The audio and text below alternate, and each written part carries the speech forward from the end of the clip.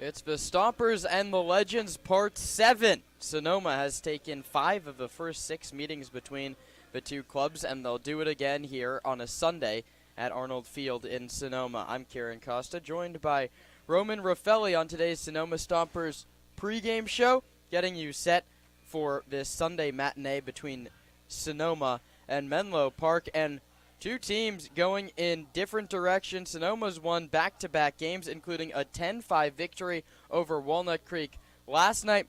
Menlo Park, on the other hand, a 5-3 loss to the San Francisco Seagulls, where they mustered up just one hit. So a day turn for both of these teams on a Sunday afternoon. But let's start with last night's win, 10-5 over Walnut Creek. And the pitching was supposed to be the calling card for Sonoma last night. You throw Nick Santavanez and Jaden Harper. Neither of them had their ace stop. They only get you a combined 5 innings, but they kept their offense in the game. Yeah, they battled, and Santavanez couldn't throw strikes. He walked 5. That was something we just hadn't seen from him all season long. And Jaden Harper didn't allow a run, but he gave up 3 free passes and a couple of hits. He loaded the bases twice on himself, was able to strand all of those runners. He was great out of the pen, set the tone, and then was closed by Duncan, Bunyard, and Hahn, who were just able to get the job done. It wasn't always pretty, and ultimately the Stomps able to capitalize on a big home run from Paul Lazul that really shifted the momentum. It was 4-4 before then, and the Stomps really the only offense after that point. Yeah, Lazul delivered that go-ahead home run. That was big for Sonoma. Another thing was the other lefty in the lineup. Both parts of Zach Pace's first base platoon really showed out. That's Keys and Lazul. Trent, a double and a triple. Lazul, that home run. Both of them seem to be coming around at the plate. Having power-hitting lefties like that in the lineup really changes the Sonoma offense, especially as they wait for Max Handren to return. Yeah, it was big to see Trent Keys have a breakout game as well, a pair of extra base hits, a pair of RBIs. He was, who I thought was the best bat in the Stomper lineup last night. Needs to continue that today. We've, coined him the ball magnet of the team. Lots of walks, lots of hit-by pitches. It was great to see him hit the ball and be successful that way. Yeah, the defensive alignment looks a little bit different today for Sonoma. Anthony Shepler is back starting at third base. Ben Sebastiani is in left field. Nick Sebastiani gets his first start in center field. And I asked Zach Pace about this before the game, and he said he thinks center field's easier to play than left field. That's his opinion. He was an outfielder for a while, but what do you think about really those 3 in those defensive spots? Defense has been an issue for Sonoma. Yeah, it's interesting lineup. We'll have to see how it goes. It certainly makes that an aspect to watch. It's a tough center field to play. A lot of room, and we've seen it be, tough in recent days. Cam Hegeman had a tough play to make, hit right at him and deep into center field. But Menlo Park, a team that keeps it a lot on the infield, likes to play some small ball, but obviously has the power Bose, Anderson, Most. So they'll have to be careful, and you can't give up extra bases to guys like, Most, and especially Quincy Villa with a lot of speed. 18 stolen bases entering today's ballgame. Let's talk about those Menlo Park Legends. These teams have already played 6 times. They're starting a little 2-game set. They play here today, off day Monday. They play in Menlo Park on Tuesday, and that's just about rounds out the season series. They play 9 times. This is the 7th meeting. It's hard to beat a team twice, let alone beat a team 6 times out of 7. What do you have to do to win today? Yeah, you got to continue to throw strikes, be good in the zone to start it off. Haroon Pelja on the bump. That's a good arm for the Stompers. Just 4 walks so far this season. Needs to give them a good start, and the offense needs to get on Menlo Park early and often. They did a good job of that yesterday. They scored 2 runs in both the first and second innings, and just continued to score. They scored in 5 of the 8 innings. They took the field. They're going to have to do that again today and just not give up anything easy. We talked about it against Walnut Creek. This is still a very solid Menlo Park team despite the record. Can't give them up, give them extra bases, throw the ball around. Need to be sharp throughout the game. Stompers' bullpen's been great this season. A lot of arms available. Nick Haas, Justin Jones, Jaden Mason, Sean DeBoard, all of those guys could be in today's game. But Haroon Pelja, the starter, again, we mentioned a lot of arms available. It could be a shorter start from him. What he did very well last time out was work in and out of trouble. He probably wants a couple more clean innings if he had his say in today's game. Yeah, Pelja did a great job of battling his last time out. That was against Walnut Creek. Even down in slow, he had to battle, came in with 2 on, got the infamous double pick off, but needs to go in, throw strikes. We saw the Stompers have a bit of a bullpen game against Menlo Park. That was game 2 of the doubleheader a couple of weeks ago. Wouldn't be surprised to see something similar today, but ultimately if Pelja can go in and get 3, 4, dare I say 5 innings, that could give the Stompers a lot of momentum in the later innings. Nick Sanziri and Zach Pace at home plate shaking hands, so that means we're just about ready to go. So we close up shop on the pregame show with Roman's Radar, and as per usual, we start with the home team, and that's Stomp Watch.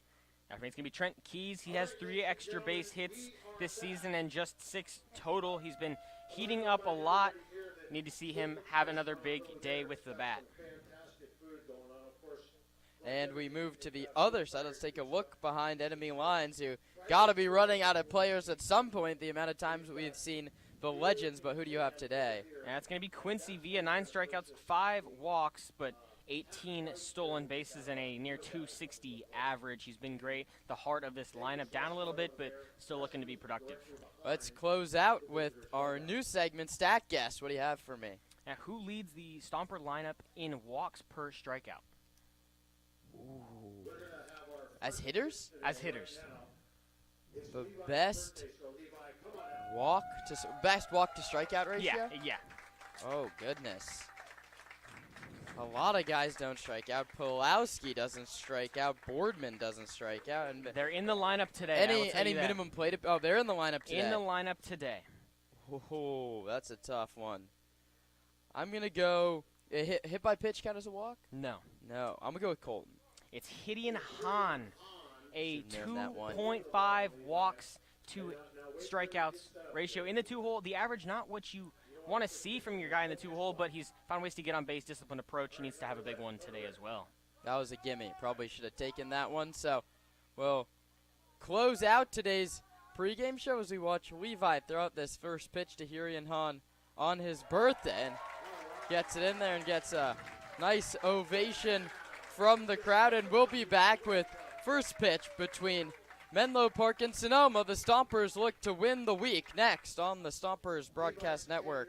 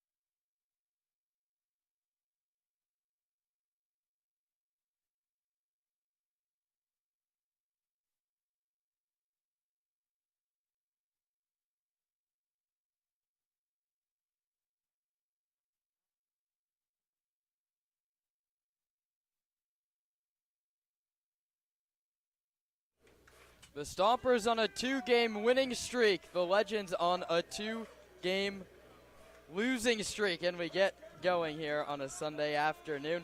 Haroon Pelja gets the pill for Sonoma.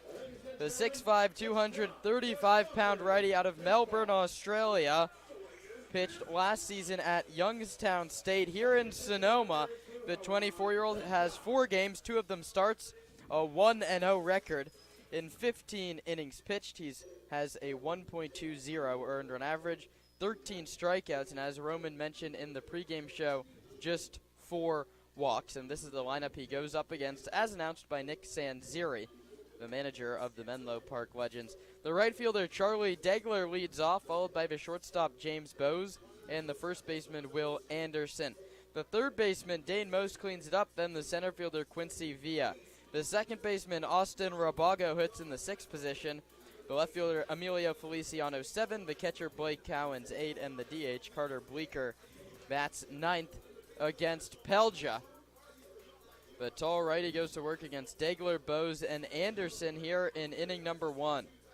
The Stompers enter play today 13-9 on the season, in the 3rd position in the standings in the CCL North, but with win percentage and a lot of people playing a different amount of games, everyone's sort of bunched up within a game and a half of each other, chasing down the 12-6 Walnut Creek Crawdads. Alameda comes in 10-5. One big thing, Rome, is the Stompers haven't been dominant at home this season, just 8-6 playing here at Arnold Field in league action. Yeah, they need to do a better job moving forward of protecting the home turf. They've gotten 2 in their back half already. We talked about splitting the season in 20-20 first half. Second half, they're 2-0 in that second half, both at home. Done a much better job as of recent, but need to get everyone at home that you can. The right fielder, Charlie Degler, digs in from the left side. Haroon Pelja, 6'4" righty.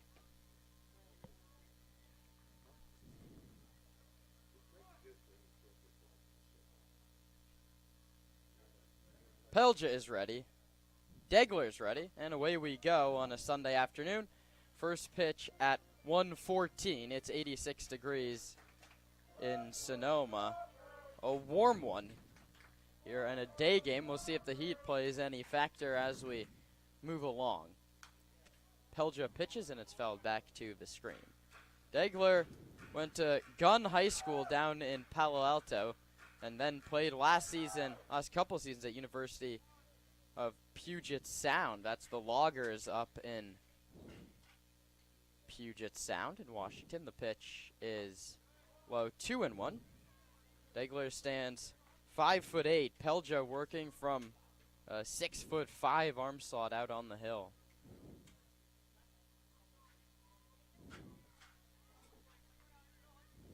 Two and one. Pelja stares into Sepulveda to get the sign and delivers. Degler squares to bunt and pushes it foul towards the on-deck circle. So an unsuccessful bunt, and the count's now 2-2. The bunt sign will be off, you'd assume, from Nick Sanziri.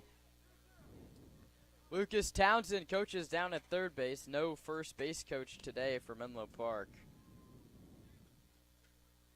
2 balls and 2 strikes. Pelja to Degler. This one's bounced very weakly towards shortstop. Shepler cuts in front and makes the throw to first. It's not picked by Trent Keys, and an error will be charged to Anthony Shepler to open up the ball game.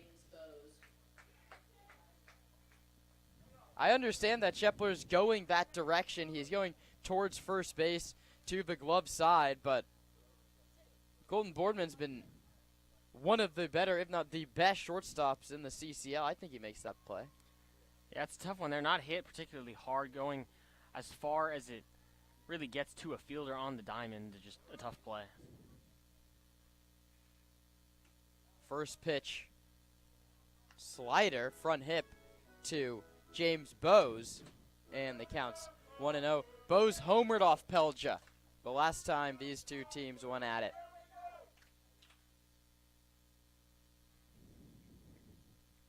Check on Degler, who's back to the bag safely. 6 stolen bases for Charlie. His on-base percentage rises. There was 483, so he gets on base. He runs well. It's exactly what you want out of a leadoff hitter. We saw him in the 9-hole when these two teams met on Friday. This one's popped up foul out of play, and the count's 1-1. Paul Remedios is the home plate umpire. Eric Thompson down the first baseline, and Felix Zhang down the third baseline. We'll set the Stomper defensive alignment after Pelja delivers a 1-1 pitch. Degler with a short leadoff first, held on by Keys. And the fastball misses below the zone. The count's 2-1. The Sebastianis are on the left side today. Ben Sebastiani in left field, Nick Sebastiani in center field, Brady Shannon in right field. Shepler, Boardman, Hahn, and Keys go third to first.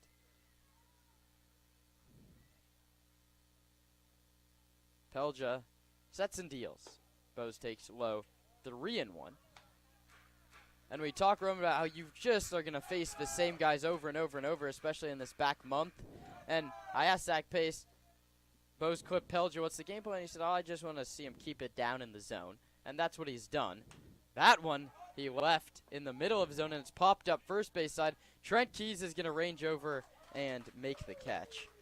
So Bose won hacking 3-1 and pops up to Trent Keys. That's the first out of the ball game, and it brings up Will Anderson. And that's a really nice sequence there from Pelja, whether he meant to or not. You pitch low a lot in the count, and then you throw a high fastball later in it. Naturally, the batter's going to get under that ball, and a great job from Trent Keys being assertive, calling the infield off, and making the catch. Anderson, a lefty. Had a nice season at Ohlone College. Hitting .240 with 3 doubles, a triple, and 8 RBIs. He takes outside corner, called strike. And Anderson quickly asks, is that as far out as it's going to go?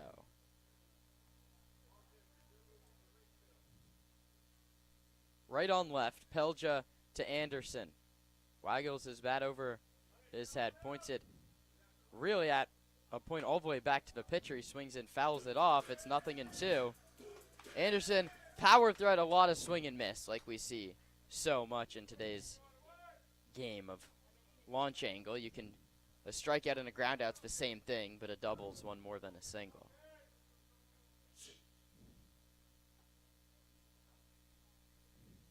The 0-2 coming from Pelja, first to check on Degler, who's back to the bag. Just getting started top of the first. 1 on, 1 out. Pelja stares into Sepulveda and instead goes to first base to check on Degler again. Saved with a dive both times. And you've seen this early in games lately. Stompers pitchers are taking themselves out of rhythm with 2-3 checks back to runners that get aboard early. Pelja comes home now, and Anderson takes outside. Changeup. Counts 1-2.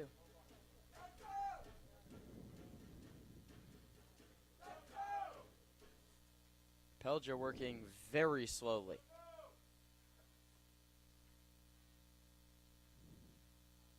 Delivers. Anderson just gets a piece, fouls it back to the screen. Change up again. This one just even further off the corner. That's a nice pitch because that's where he got the called strike. 1 in this at-bat. Yeah, and that's good plate awareness from Pelja and Anderson both. Pelja, you want to go back out with that and make Anderson battle it off, and Anderson does the job there and knows that he got that one called, doesn't want to get rung up on it, needs to go foul it off. Pelja sneaks a glance at first, comes home, and misses low outside. 86 miles an hour on the fastball. Counts 2 balls and 2 strikes. And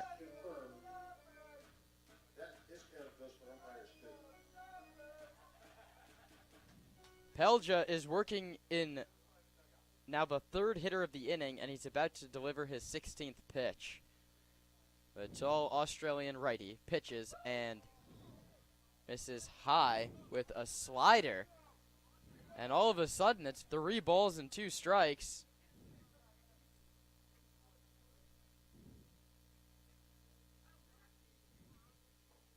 And we're about to see a 7th pitch of the battle. We'll see if they send Degler on the payoff. A very short lead. Pelja delivers. Runner doesn't go, and Anderson strikes out swinging. Got him on the high fastball, 86. The pitch was in the zone, and it's a little bit louder of a cheer from the Arnold Field crowd. Anderson, today's beer batter, is gone. It's the first strikeout for Haroon Pelja. And a nice sequence there. He had to battle a little bit more than Pelja probably wanted to. He was ahead 0-2, worked it to full. A nice AB from Anderson, but a good job from Pelja finishing the job.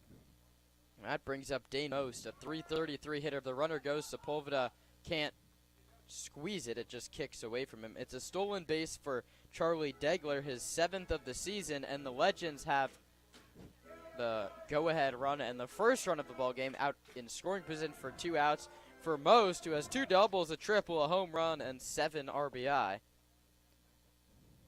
Not surprised he's in the cleanup spot today.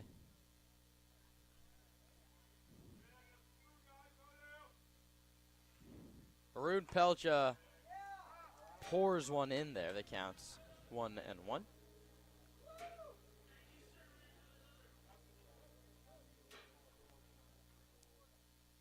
Quincy Villa, the tall right-handed hitter on deck, but you'd like to put away Dane Most. Pelja from Youngstown State, Most from Iowa Western, and that one's hit into very shallow right field, and Trent Keys, the first baseman, makes the catch. A busy inning for Keys, and 4 hitters come to the plate. The errors left on second base. So nothing across for Menlo Park. Sonoma gets the bats going when we come back for the bottom of the first on the Sonoma Stompers Broadcast Network.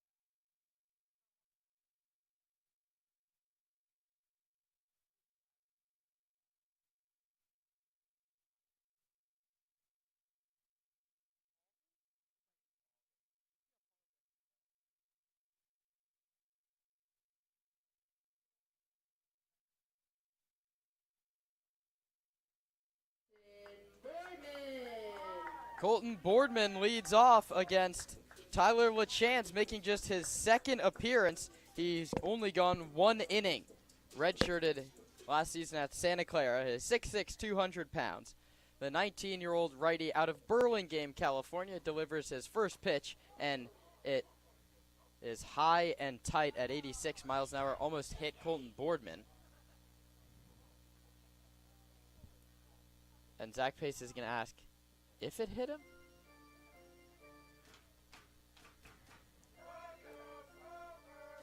Colton Boardman is walking back towards the dugout, and Zach Pace is going to go talk to the home plate umpire.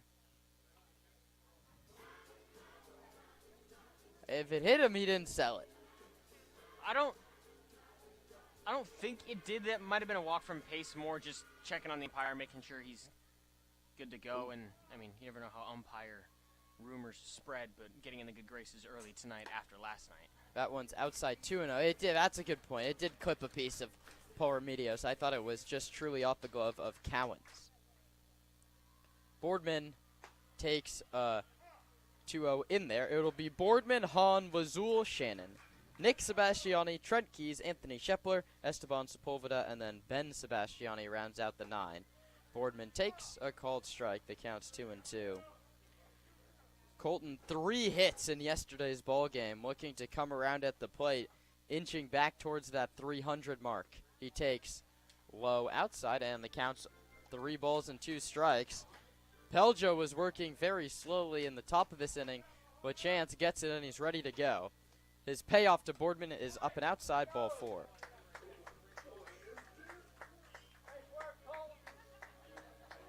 That brings up Gideon Hahn. A good leadoff AB there for Colton Boardman. Saw some pitches, worked a walk. That's exactly what you need the top of your order to do. So Boardman continues to push the on base. That was almost 450. That brings up Hahn. Gideon struggled in league action as a hitter. Just 2 for 21. But 5 walks, just 3 strikeouts. He squares to bunt and pulls it back. Boardman leads the team with 11 stolen bases. He took 2 from Walnut Creek last night. We'll see if he runs against LaChance. Hahn squares to bunt, pulls it back, but that one finds the outside corner. And a pretty slow delivery from Tyler LaChance. A lengthier build. It's very steel friendly, but Boardman yet to take advantage. He also hasn't checked on him. Not even a look yet. Hahn pulls back the bunt and takes another called strike. So, Hahn was unable to get the bunt down on those first 2 attempts. You'd think he's swinging away. Maybe a 2-strike hit and run situation here could do sort of the same thing. Boardman not running, and Hahn takes low. The count's 2-2.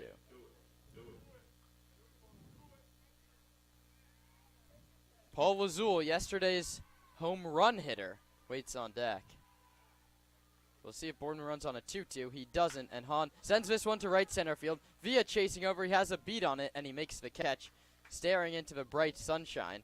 So Hahn sort of slaps one into the gap, but Quincy Villa runs it down. Quincy Villa's in center. Emilio Feliciano's in left, and Charlie Degler is in right. Dane Most and James Bowes on the left side of the infield.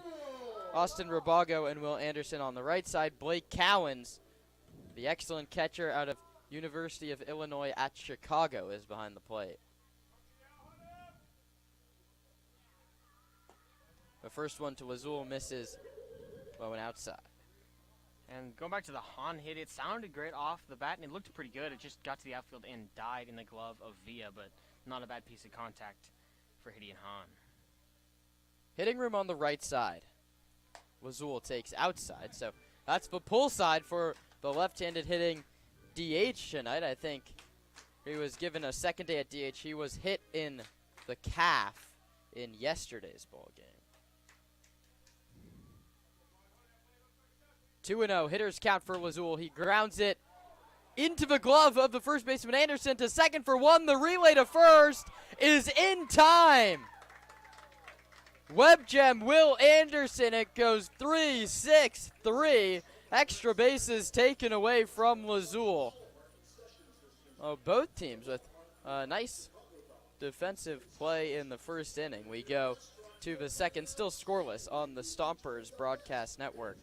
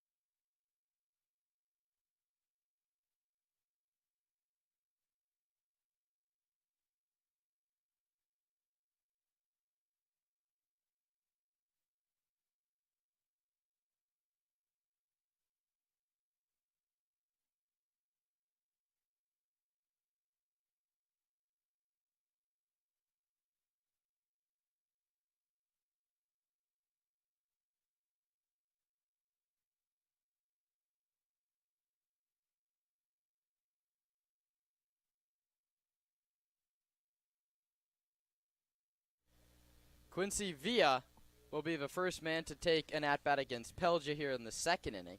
Out of Marymount University out in Virginia, Pelja pitches. That one misses inside. We've seen Quincy Villa bat leadoff several times against the Stomps this season. He's down in the lineup, as we mentioned, but a chance to play leadoff here and potentially get on base early, steal a couple bags. 1-0 on the way from Pelja is popped up, back and out of play. Both, I was going to say a battle between two East Coast schools. Like, you don't think of Virginia or Ohio really as the East Coast. Is Ohio the Midwest? That's a great question.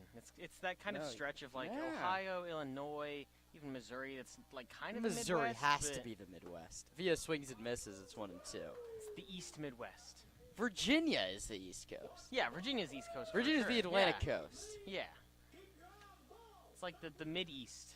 Yeah, Yeah. that's We'll token that. that's not a phrase, but we could make it one. The Mid-East. Yeah. 1-2 from Pelja is sent in the air to very high in the air to left field. I was going to say shallow left field, but it carried out to Ben Sebastiani, and the play is made. That brings up Austin Rabago.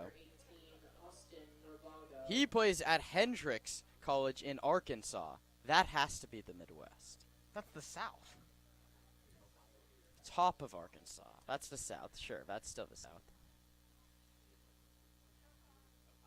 Ohio is listed as the Midwest. As far east as it gets in the Midwest. Yeah, it has to be. That one's in there. Was Arkansas on that list? This is why we have our analytics team, to do Yeah. simple math and the geography questions. We're not geography people. No. Arkansas's the South. That's 1 point back for you. Virginia, Atlantic Coast. I'll take one there. Yeah. 0-1. Lined into the glove of Anthony Shepler. Nice play. That's a soft line drive that was slicing around the third base bag. That would have been trouble if it kicked down, but Shepler sort of cruised over, a little too casual for my liking, but made the catch down the line. That's one of the weird trajectories I've ever seen. It wasn't hit particularly hard, but was on a line and then just kind of floated for the last 20 or 30 feet, but a nice play from Shepler tracking it down. So Pelja has gotten 2 quick outs and might have the third. This one will be another chance for Ben Sebastiani battling the sun. It's Colton Boardman, the shortstop. That's the left fielder's ball, but Colton not letting a defensive play get taken from him again after what happened the first time. It's 1-2-3 on just about 9 pitches. We head to the bottom of inning number 2 in a scoreless game on the Stompers Broadcast Network.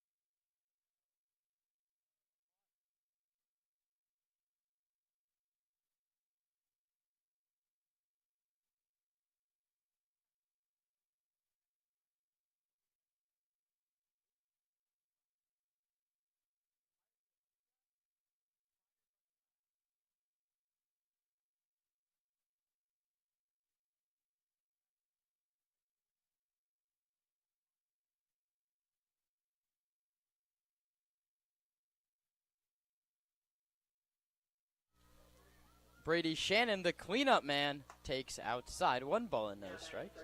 I'm Karen Costa, joined by Roman Raffelli on this Sunday afternoon. The Stompers get an off day tomorrow before these legends again.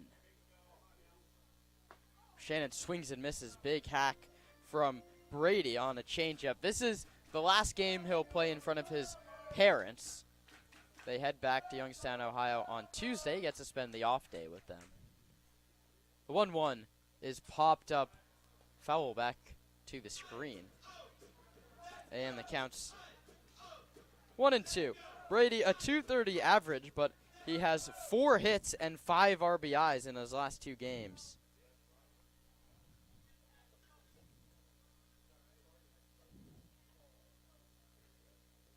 The 1-2. Shannon yanks this on the line to left. Emilio Feliciano goes into the dive. He can't get it. It kicks up against the wall. Shannon heads towards second. Here comes the throw. He slides in.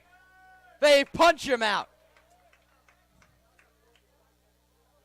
That ball was hit so hard, it one-hopped off the wall right back to Feliciano, 107 miles an hour off the bat.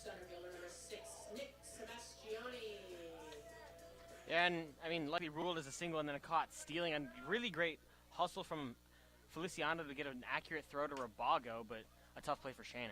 Sebastiani hits a ground ball to shortstop. Bo's gloves can't get it out of it, though. And it goes as a hit for Nick. So that's back-to-back singles technically. Shannon is a single, then 7-4. Gets him out at second base. Sebastiani hits one 44 miles an hour less off the bat, but he gets a single. So 2 very different singles. that's exactly how baseball works for you. 107 miles an hour, you're thrown out at second. 63 miles an hour off the bat gets you on first, and Sebastiani now has a chance to steal his 8th bag. And Trent Keys has a chance to keep his hot streak going. He had a double and a triple, a couple ribbies yesterday. Trent's hit by a pitch. Well, I should have told you that one was going to happen.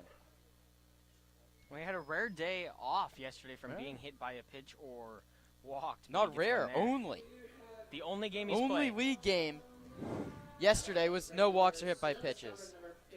No walks, right? Let's double check that. No walks. No walks. Double and a triple, but no free passes. That's the 13th for Trent. I don't know. It's Sunday afternoon. Double switch Lazul into first base. Give Trent the day. I'm not the manager. Trent's a gamer. Trent's staying out there. And just taking some extra time to walk that one off. I don't think any big deal. I mean, he's got to be used to it at this point. Yeah, he turned and just took it right in the leg. The Stompers are on Tyler LaChance here in the second inning. Missile single, then infield single and hit by pitch. And that brings up Anthony Shepler. What a time to break an 0 for 19 for Shep.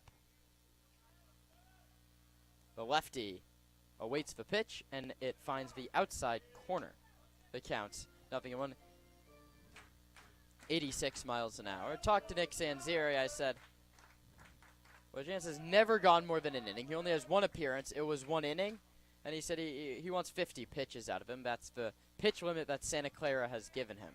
That one's fouled back to the screen. The count's 0-2. And Sanzeri known to ride the pitch limit. This is uncharted waters, though, in a while, right? Because you don't play your entire season at Santa Clara, and your first outing's just an inning. That's not an easy place to do it. The sun beating down, not a cloud in sight. The pitch is low. A very nice block by Blake Cowens. We'll say that a couple times today. And catching is something that teams with Lucas Townsend on the coaching staff do very well usually.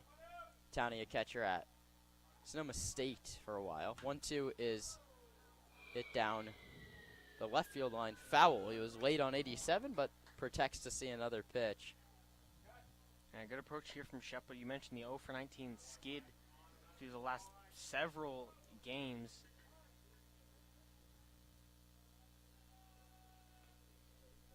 One ball and 2 strikes. 2 on, 1 out. The righty LaChance delivers to the lefty Shepler, and it's outside 2-2. Esteban Sepulveda, who had a hit yesterday to break out of his slump, is on deck. Shannon singled to lead off this inning. He was thrown out at second base. trying to extend to a double. Nick Sebastiani singled. Trent Keys was hit by a pitch. The 2-2 coming to Anthony Shepler is sent towards center field. Villa chasing back. Now heading towards the wall. It's over his head and rolling all the way to the wall in left center. Sebastiani scores easily. Keys will go to third, and Shepler will make it into second base, standing up. And what did I tell you? That's how you break out of an 0 for 19 is with a double. Yeah, and a really weird double at that. The ball just kept going and going and going. It almost got out to dead center field. Not something we see very often at all, but then he kind of stood on first base and waited to see if it was going to get down, because then Trent Keys and Nick Sebastiani were both ahead of him, and he was nearly thrown out at second base because he was waiting to see if Trent Keys went to third and Nick Sebastiani home. It's Shepler's third RBI of the season and his first hit in 11 days. And that one's got to feel good for Anthony Shepler. That ball was crushed 350 feet out to left center. Tough play for Quincy Villa. That ball, I don't know, it's not a windy one, but that ball was just twisting around out there and just kept on going and going and going. Well, we talked about it with Cam Hegeman last night with the Stompers. The ball's hit right at you, and then that one tailed a little bit. Those are the toughest ones to read because you don't know how to take an out when it's behind you like that. The 0-1 to Sepulveda's in there 0-2. And the Stompers have a chance for a big inning. Second and third, just one out, and 3 hits and a hit by pitch. If Brady Shannon doesn't get thrown out, this inning's really on its head. 0-2 to Sepulveda is bounced to third. Most fields, he's going to come home with it, and Trent Keys is out.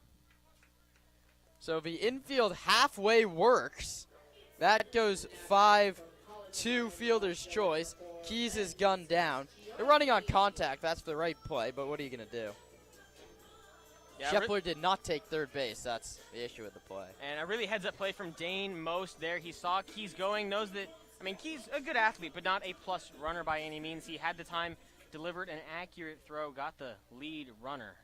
That's a big one.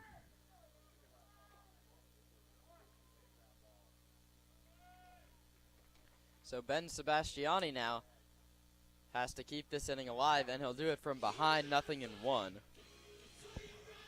Shepler is at second base. Sepulveda's at first base. This is a disappointing frame if you only get one. Ben takes low. Another nice block by Blake Cowens. Sebastiani, just 1 RBI this season. A chance to double that total and maybe more if he finds a gap. The 1-1. High. Maybe. It counts 2-1. Ben Sebastiani got a gift from Paul Remedios behind the plate.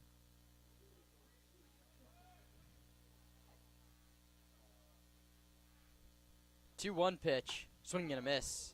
85 through the heart. Ben was just a little bit late. It counts 2-2.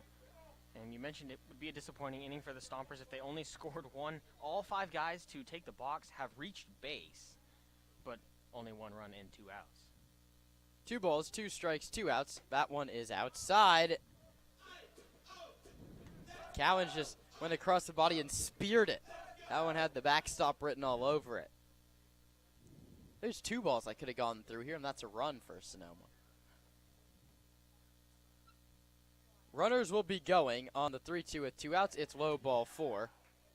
That's the 9th walk that Ben Sebastiani's earned this season. And the bases are loaded for Colton Boardman. Shepler to third, Sepulveda to second, Sebastiani to first. A nice inning of small ball for the Stompers. Now Colton Boardman up, saw some pitches from LaChance in the first. He worked a walk. Very familiar. Boardman takes outside corner, called strike 1.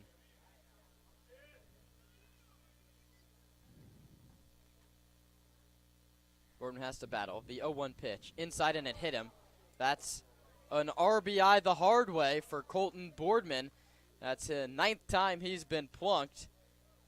But his 10th RBI. Another Stomper reaches the double-digit RBI club. He's number 6. So RBI Boardman, run scored Shepler, Sepulveda to the third, Ben Sebastiani to second. And this inning, if Brady Shannon held at first base, could be ugly. But you can't really play those what-if games because then Nick Sebastiani's approach is different with the runner at first base. That ground ball probably turns into a fielder's choice. A whole bunch of things.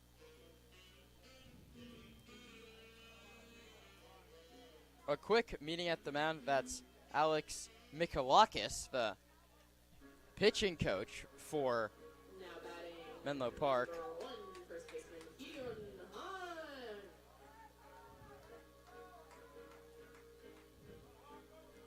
His brother, the pitching coach's brother, Maddox Mikalakis, I think is mocked top 6 rounds in this coming MLB draft out of Arizona. Hahn fouls it off. We'll see what his pitching coach brother told Tyler LaChance to try and settle him down and limit the damage to just 2. And we talk about why we have an analytics team. I want to know how many bases loaded hit by pitches the Stompers have this season. That one's low, 1-1.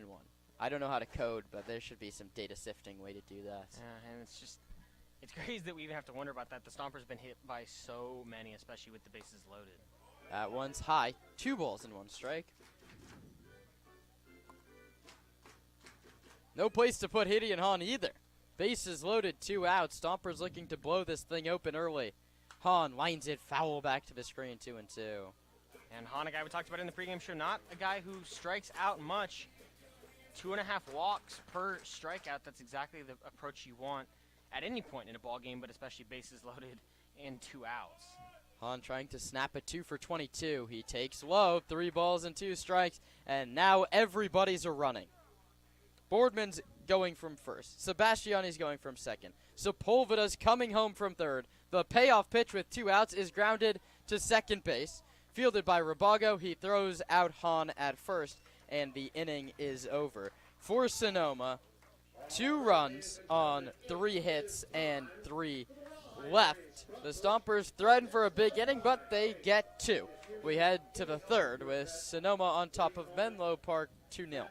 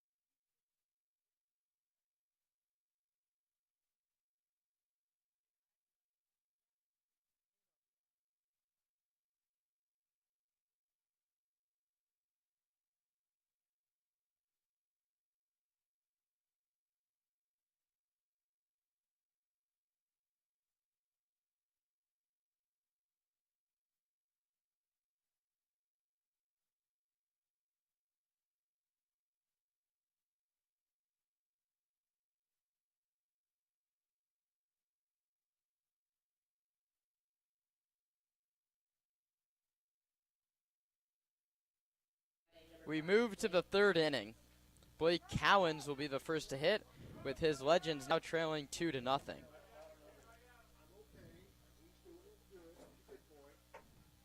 Right on right, Pelja and Cowens. No movement yet in the Stomper bullpen. Why would there be, as that one's popped up foul, back and out of play. Sonoma 2, Menlo Park nothing. Blake Cowens leads off the top of the third. Sonoma looking to improve to 14-9.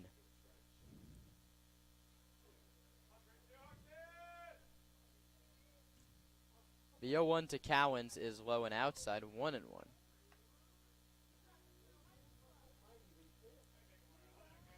Carter Bleeker, and then back to the top in Charlie Degler here in the third. 1 ball and 1 strike. Pelja stares in and delivers its bounce foul at home plate. That's a nice fastball with movement coming in on the hands of the righty Cowens, and he's feeling it. And not the guy you want to foul off a pitch into his foot. He's got to catch another 7 innings or so.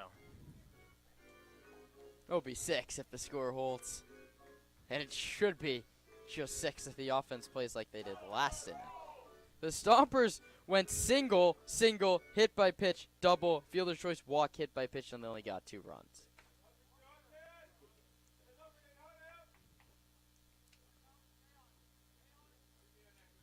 Pelja looks for a put-away pitch, 1-2. It's popped up out of play.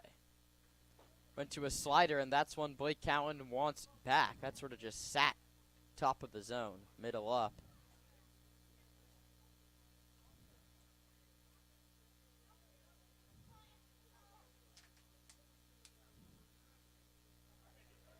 The 1-2, outside 2-2. And not a bad pitch there. You've got one to throw away. A slider that starts middle out and ducks low and all the way out is a really enticing chase pitch, but a good take from Cowens. So that sets up a 2-2 pitch on the way. Here it is. That one's lined down the left field line. Ben Sebastiani gives it a look. He'll cut it off on a hop and quickly throw it in to the second baseman, Hahn. Air mailed the cutoff, but a nice job of Hahn by backing up. That's the first hit allowed by Pelja. It's a leadoff single in the third, and it brings up Carter Bleeker. And it looked like Sebastiani had a chance at that one in left, but took the very patient approach and just let it land versus letting it get by and giving up extra bases. Yeah, I don't hate that idea. You go over, you cut it off, you hold that runner at first base. Don't let anybody get into scoring position. Let your pitcher try and turn 2 on the struggling Carter Bleeker, who takes a called strike 1. Bleeker, 3 for 23 in league play. One of those 3 hits was a double. And we talk about how Hahn's struggling in league play, but that walk to strikeout ratio is still good. Bleeker, 9 strikeouts, 3 walks on the wrong end of that number. The 0-1, swing and a miss. Slider bites off the corner to a right-handed hitter and just ended up in the dirt. And that's the same chase pitch we saw him throw to Blake Cowens, who didn't swing, but Bleeker fooled on it there. The leadoff hitter, Charlie Degler, on deck. Pelja way out in front of Carter Bleeker. The 0-2 is popped up. Very shallow center field. Hahn's out, backpedaling, but the center fielder, Nick Sebastiani, makes the call on the catch. Hits first play made in center this season. Nick now starting at 3 different positions. We've seen him in left, we've seen him at third, and now we see him in center. And Charlie Degler, who reached on an error his first time up, digs in.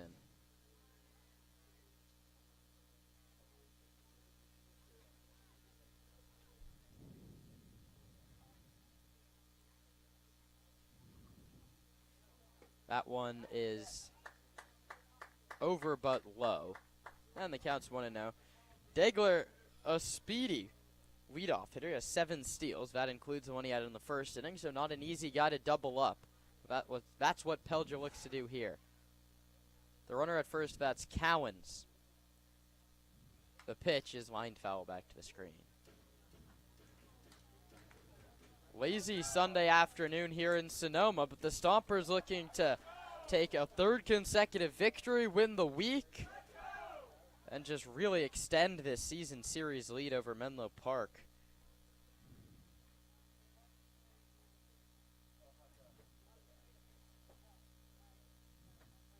1-1, low inside, 2-1.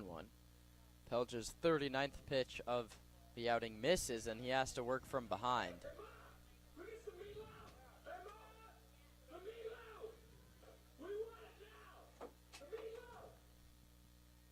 The runner at first, that's Cowens. He's yet to steal a base so far this season. The runner at the plate is Degler.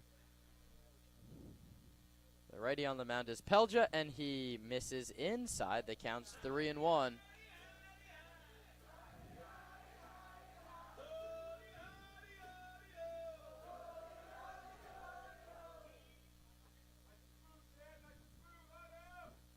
Degler out in front, 3 balls and 1 strike.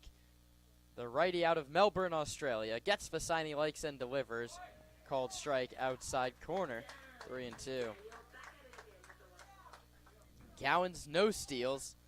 Catcher's speed, for whatever that's worth at this level. You think they send him on a 3-2? I think in a hit-and-run situation, absolutely, but you certainly don't want to get struck out, thrown out, with the top of the order still up. The 3-2 coming to Charlie Degler. Runner doesn't go. Degler takes low ball 4. So now a couple runners are aboard for James Bowes, who has a homer off Pelcha when these two teams faced off. That was feels like forever ago. It's only been 3 weeks. And this season's series, we forget, was tied 1-1. The Stompers have taken 4 straight from the Legends and look to take their 5th straight here today. They have a 2-0 lead, and the pitch to Bowes is outside. Corner, called strike 1. That's a nice pitch from Pelge, the same slider he's been going to, starting middle, working out. He caught the corner there.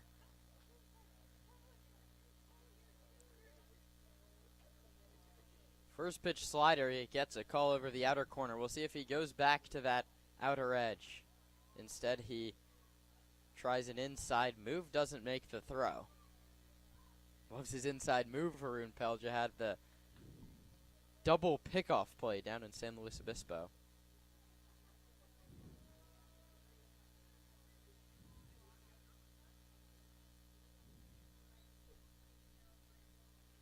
Two on, 1 out. Pelja comes home. Foul back to the screen. 1 ball and 1 strike. That was 86. Fastball down the middle. And James Bowes fouled it straight back to the screen. Now it's 0-2, beg your pardon.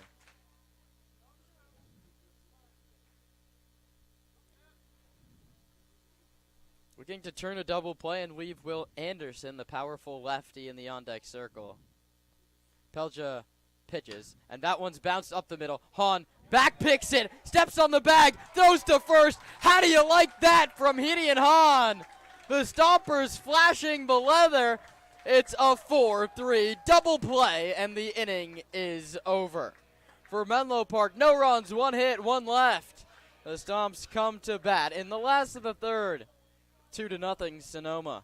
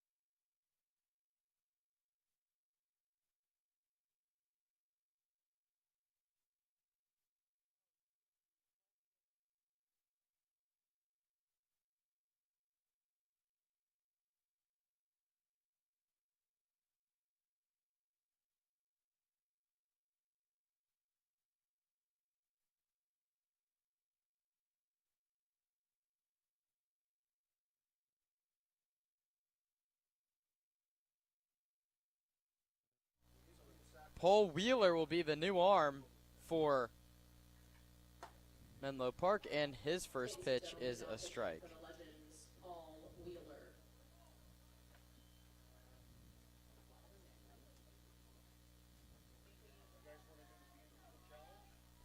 We'll get you Wheeler's stats in just a moment, and the Paul versus Paul battle's gone the way of the pitchers so far. It's 0-2. Wheeler's pitched against Sonoma already this season. He redshirted last year at UCSB, but the stuff plays like a gaucho, one of the better baseball programs in California and really all of the country. 0-2 Wheeler to Lazul, and he's gone a-looking. First strikeout for Menlo Park pitching, because Tyler LaChance went 2 innings, 3 hits, 2 earned runs, 2 walks, 2 hit by pitches, and no strikeouts. And that brings up Brady Shannon, who hit at 107 miles an hour off the left field wall, but got thrown out trying to extend a single into 2. That one's high.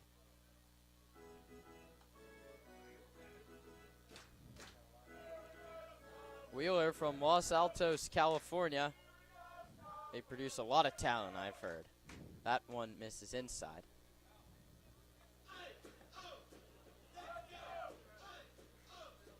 In 3 games, he's given up 1 earned run over 6 2/3 innings. That includes 1 2/3 shutout innings against Sonoma with 4 strikeouts out of his 5 outs, and he's on his way to doing that again. It's 2-1 to Brady Shannon. That's a really nice off-speed pitch. Started it well outside, worked it into the heart of the plate. That one's inside, and now it's 3-1. Wheeler from Los Altos didn't go to Los Altos High School, went to Bellarmine High School. They actually really produce a lot of MLB talent. 3-1 is in there, 3-2.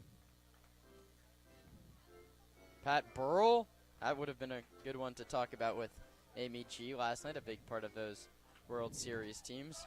Mark Canna's come back and played for both teams in the Bay, actually. 3-2, outside ball 4. Teams formerly in the Bay. The Athletics are no longer there. It's a walk for Brady Shannon. Los Altos High School, which is the public high school there where I went, has not produced an MLB player, but have one on the way. Aaron Parker graduated in 2023. He's playing AA baseball for Toronto. That one kicks past Cowens and rolls all the way up the third baseline. It's a free base for Shannon.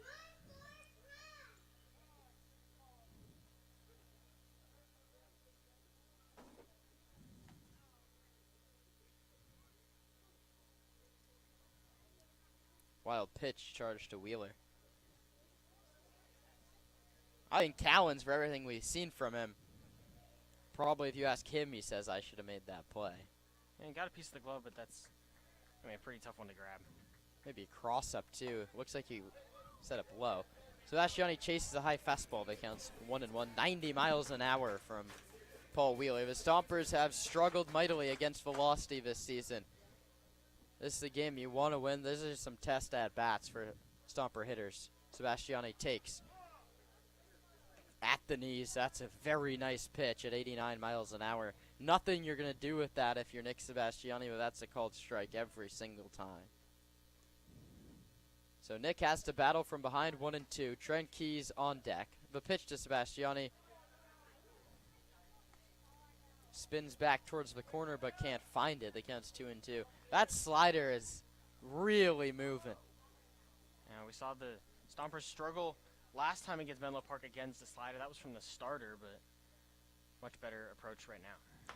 Sebastiani chases a fastball this time away. That's a second strikeout in the inning for Wheeler. Shannon still at second base, and that brings up Trent Keys, who, as we've mentioned a couple times, broke out yesterday with a triple and a double, and he went back to his old ways of getting hit by a pitch. It's now 13 times he's been plunked. He takes a slider for a called strike 1. Runner at second, that's Shannon. 2 outs in the third. Sonoma 2, Menlo Park nothing.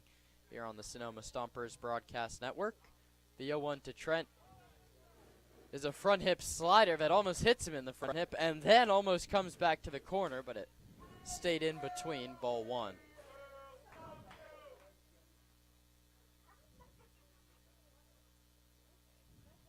Wheeler works off the third base side of the rubber, and ball that hits Trent in the hand on a half swing. You assume there's going to be an appeal, but Trent's down in a lot of pain, and the umpires are going to meet to talk about it. The hands are not part of the bat, so it's a hit by pitch if he didn't go, but the worry now is the Stomper first baseman was just hit by 89 miles an hour square on the hand, and he's dropped to a knee, surrounded by the Stomper coaching staff. The athletic trainer, Allie, maybe playing with that forearm, it looks like, of Trent Keyes' right hand. And you always want to be careful with the hand, especially. You got the glove on it. You don't want to necessarily take it off because you break a finger and then rip the glove off. That's not going to do any good, but you want to work your way down the arm and make sure feeling is there. It's not something more extreme with the nerves or anything moving up from the hand. And we've seen a lot of Stompers hit on the hand. Landon Akers, Kieran Baker, Brady Shannon, just to name a few. Now Trent Keyes. That's a good point. And the fact that Paul Ramirez is going to come talk to the Stomper coaching staff, I don't like the answer I think he's going to give them.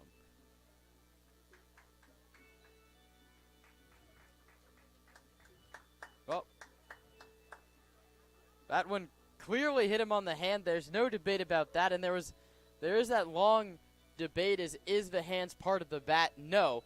The only reason that they say here is that he went around on the swing, and I think that would be a pretty egregious call, and the umpires are going to meet again.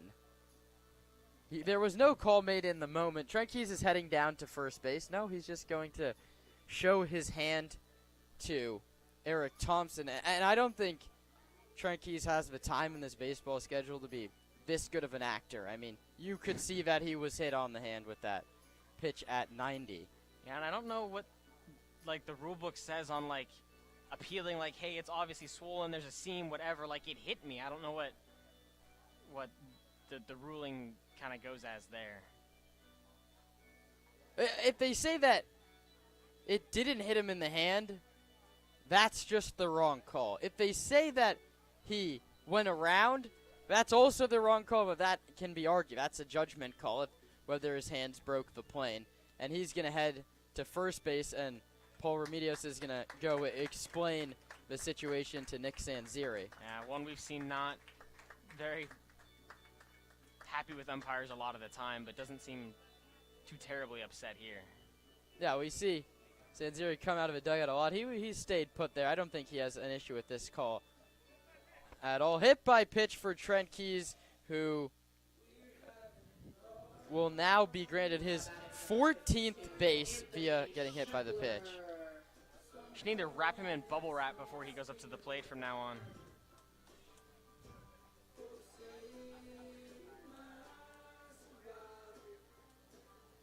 So that brings up Anthony Shepler, who broke an 0 for 19 with a booming double into left center field.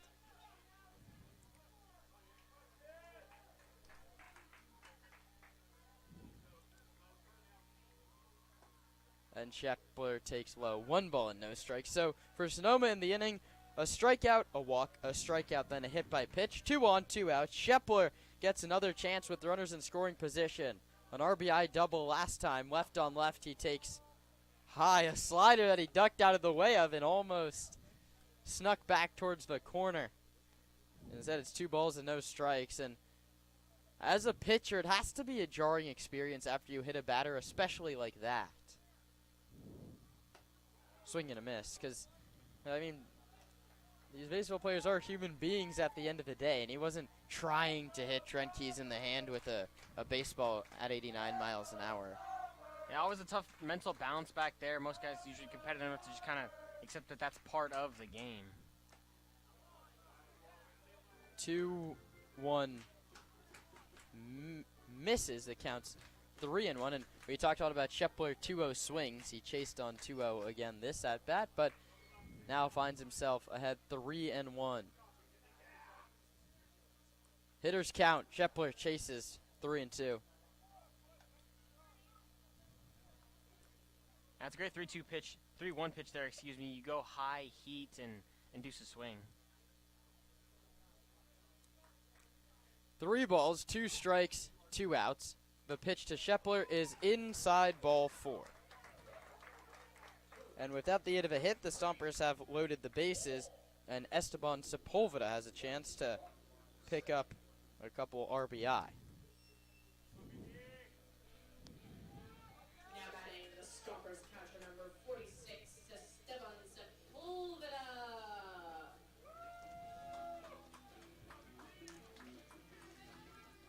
Sepulveda has just 2 RBIs in the last 2 weeks. A chance to knock in 2 or more with just 1 swing. Bases loaded. 2 outs. Wheeler pitches. Sepulveda lines it back up the middle. It's a base hit. Shannon cruises home from third. Here comes Keys. It kicks by Villa, and it's still rolling. Shepler's going to round third. He's going to score without a throw. Sepulveda knocks in 3 and finds himself on second base. 5-0 Sonoma. A really nice piece there. Sepulveda swings and hits the first pitch he sees very hard, right back up the middle. That's a single every single day. So that's going to be scored as a single for Sepulveda, an error on the center fielder Villa, and 2 runs batted in.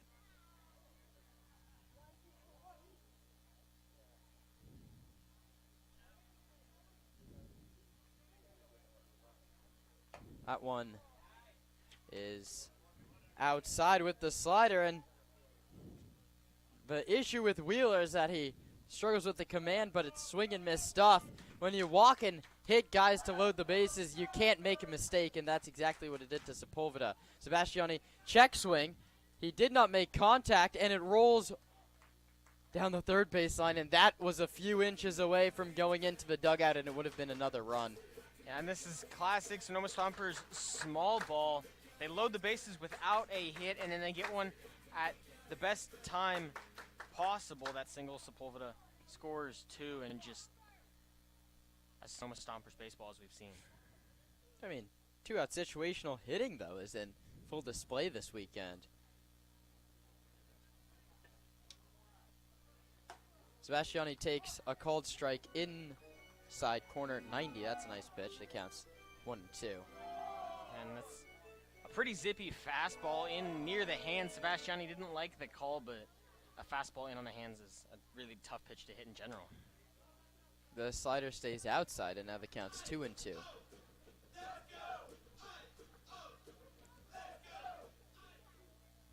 Two walks, a hit by pitch, and a big 2 RBI single for Sepulveda. He now finds himself at third. That one's low inside. And Ben Sebastiani's worked himself another nice count. It's 3-2. Walked his first time.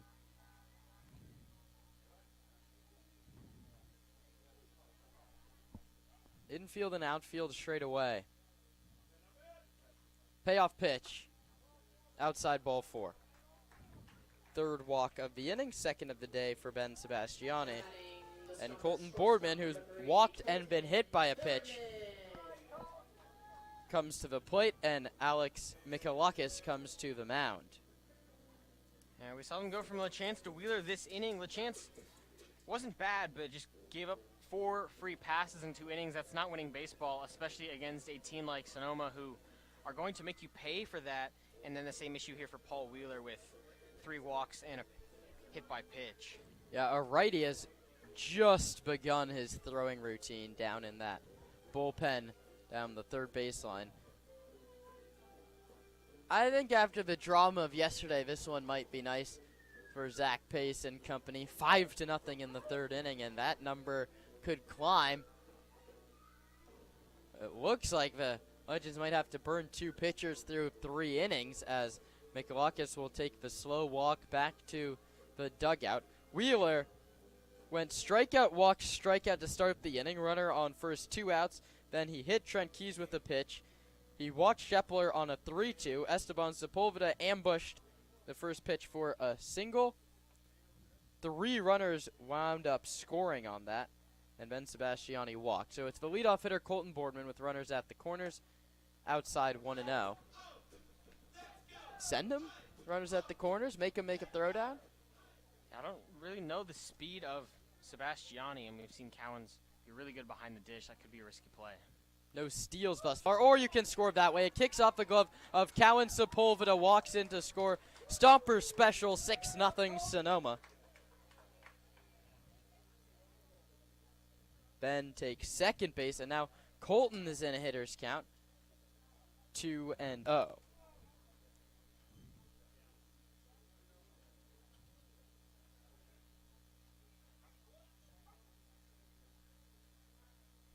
Left on left, Wheeler and Boardman. That one's high. 3 balls and no strikes. Even on a day where Wheeler hasn't been all too sharp, the slider fools the Stomper hitter. You see them bending out of the way of pitches that end up middle or even outer third of the plate, especially to the lefties. Boardman takes a 3-0 fastball high and tight. It's the 5th consecutive Stomper to reach. And Hideon Hahn came up with the bases loaded last inning.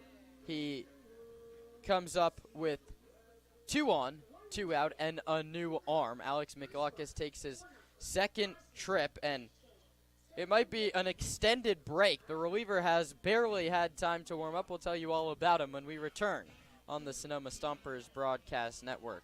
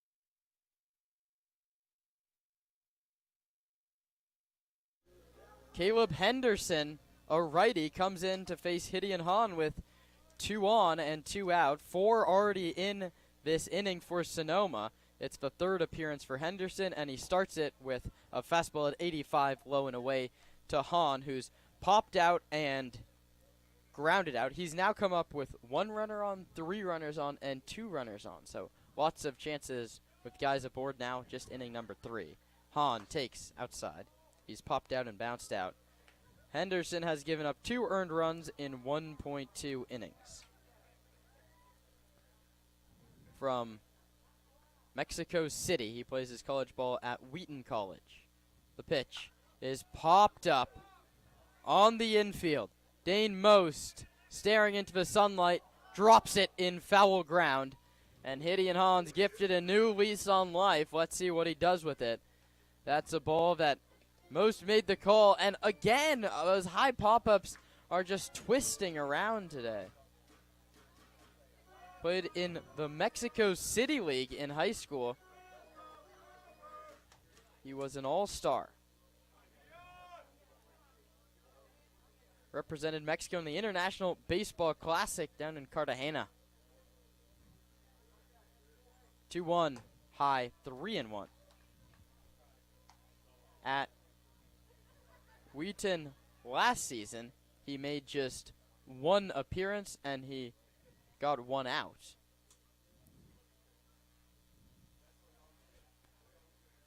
His 3-1 is behind Hahn. And so everybody moves up a base. That is walk number 5 this inning to go along with the hit by pitch. And Paul Lazul, who led off this inning, has a chance to be on the wrong side of history as a guy that makes 2 outs in the same inning. It's been a big inning for the Stompers, looking to get an early lead they can just cruise through Sunday afternoon with, but need some more runs here from Lazul.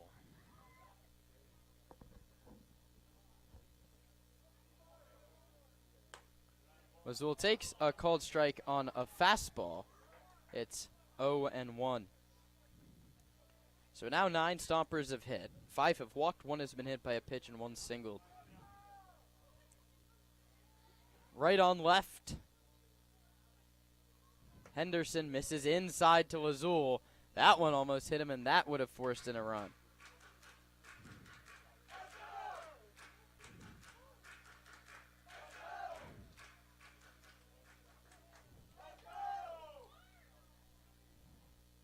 One ball and 1 strike. Bases full for Sonoma outside. 2-1. A walk does the job. More than does the job. Makes it 7-0.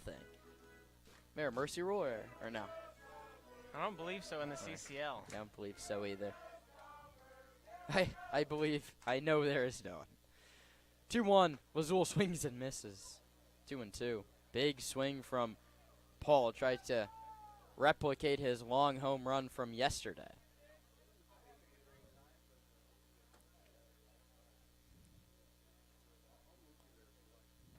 Two balls, 2 strikes, 2 outs. Lazul sends one the opposite way and foul. 4 in this inning for Sonoma. They lead it 6-0. As we've been playing an hour and 10 minutes. And we're still just in the bottom of the 3rd. 2-2 to Lazul. Check swing, ground ball, second base. Charging is Rubago. He gloves, he throws, and gets Paul Lazul. For Sonoma in the inning, it's 4 runs on 1 hit and 3 left. We head to the 4th inning of play where Roman Raffelli takes over on play-by-play when we return. 6-0 Sonoma.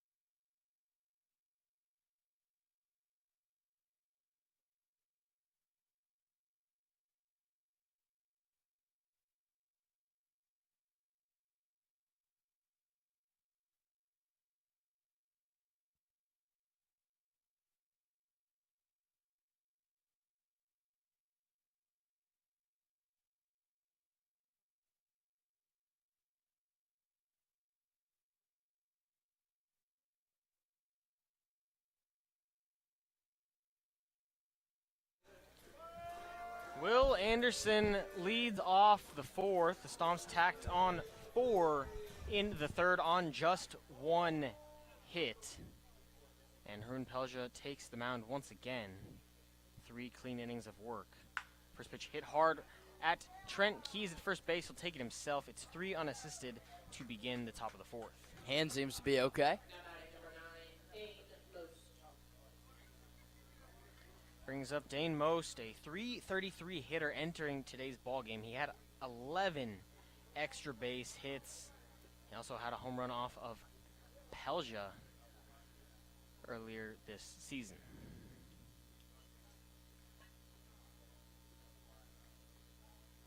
First pitch right on right, in for a strike. Hey, look here. You better hide your wife, hide your husband, and look here, both of you hide your kids, because we're coming.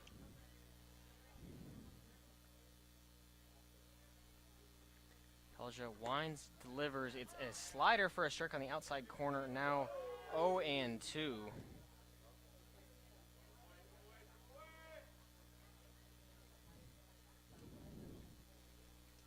Gets the sign from Sepulveda. Comes set at the belt. Stares in, lifts the leg, delivers. Swing and a miss. Strike 3. Down goes Most. Kenny Meimerstorff talks so much about shutdown innings. Pelja trying to get a very, very quick one after back-to-back crooked numbers. That's the second strikeout on the afternoon for Pelja. And the guy that just goes in, throws strikes, get ground balls, soft contact, gets the defense back to the dugout, has done a great job of that so far today. Quincy Villa offers a bunt. He foul tips it back. That was 0-1.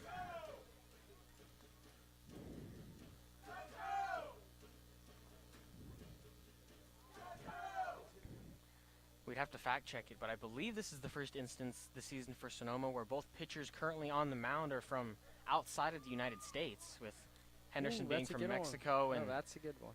Pelja from Melbourne, Australia. He's got unbeaten distance traveled, though. The 0-1 misses outside. I mean, Quincy Villa from Virginia has unbeaten distance traveled. Ciudad de Mexico not too far away. That's 1-1. Hit hard through the left side. A diving play from Shepler. He pops up, throws in time to get a speedy Quincy Villa, and he gets some serious celebration from Harun Pelja. It's 1-2-3 in the fourth. We'll head to the bottom half here on the Sonoma Stompers Broadcast Network.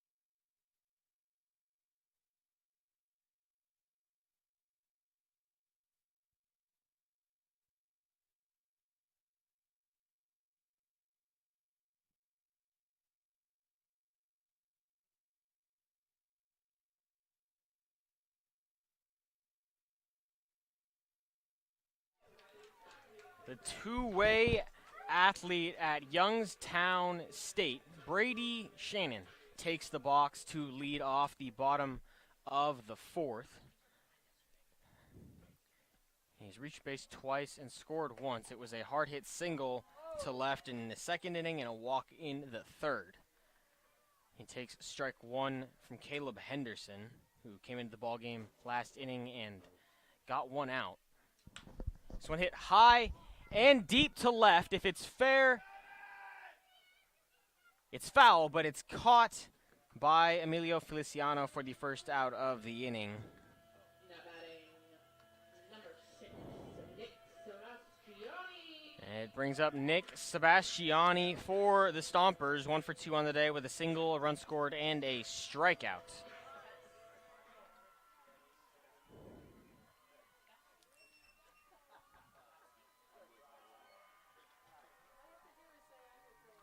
Sebastiani from the right takes an off-speed pitch on the outside corner for a strike. We can close the book on Paul Wheeler, who started the third inning but couldn't get out of it. He went just 2/3 of an inning, 1 hit, 4 runs, 3 of which earned. He walked 4 and hit 1. This one's hit high and deep to left. Nick Sebastiani tosses the bat and watches it sail. A solo shot for the Sonoma native.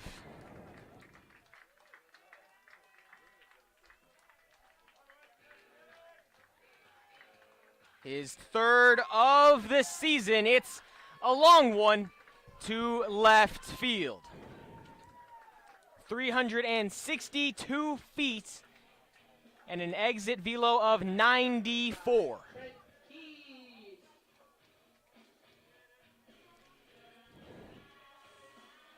Two up, 1 down, and 1 in to score for Sonoma. It brings up Trent Keys, who's been hit by a pitch twice in today's ball game.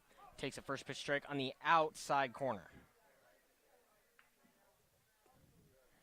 And he's been hit by a pitch in back-to-back innings. I believe if he gets hit by one here, that would just be a ridiculous anomaly. That one misses high and out.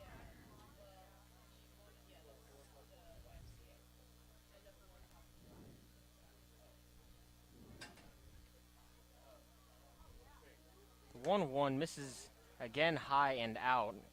Caleb Henderson maybe giving Trent Keys a break and just pitching him away this at-bat. It's 7-0 Sonoma, bottom of the fourth. Another high outside pitch to Keys. It's 3-1.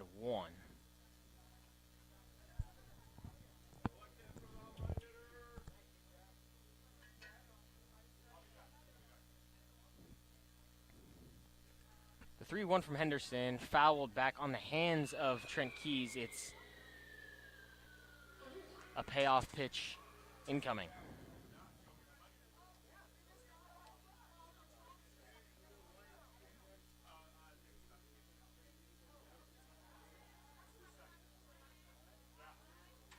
The payoff pitch misses outside. It's a free pass and a much more pain-free free pass for Trent Keys. Yeah, that on-base percentage was slipping down towards the 500 mark. You couldn't let that happen. He's on base 3 times today. It's the first walk issued by Caleb Henderson, but it's the 7th for Menlo Park pitching. Wow. 3 hit by pitches as well. Goodness. 10 free passes through just 4. 3 1/3 is not winning in baseball, especially against a team like Sonoma, who feels like is just perfect at taking advantage of those. I mean, it's even a Sonoma team that's left 6 on base in just the last 2 innings, but they've got 7 on the board. Shepler up, watches a high fastball to 1-0. Shepler walked last inning. He doubled in the second, scored a pair. Just Nick Sebastiani. Keys fakes the steal. It's a pitch outside. Now 2-0 to Shepler. And it's been a rocky start to the CCL season for Anthony Shepler. He was solid in out-of-league play, but then a really tough 0-for-19 stretch. He snapped that today. This one, a pick move to Keys, goes past first base, Anderson's chasing it down, and Trent Keys is going to take an aggressive send from Dave Hoke, but cruises into third, standing up. It's a two-bag error on the pitcher, Henderson.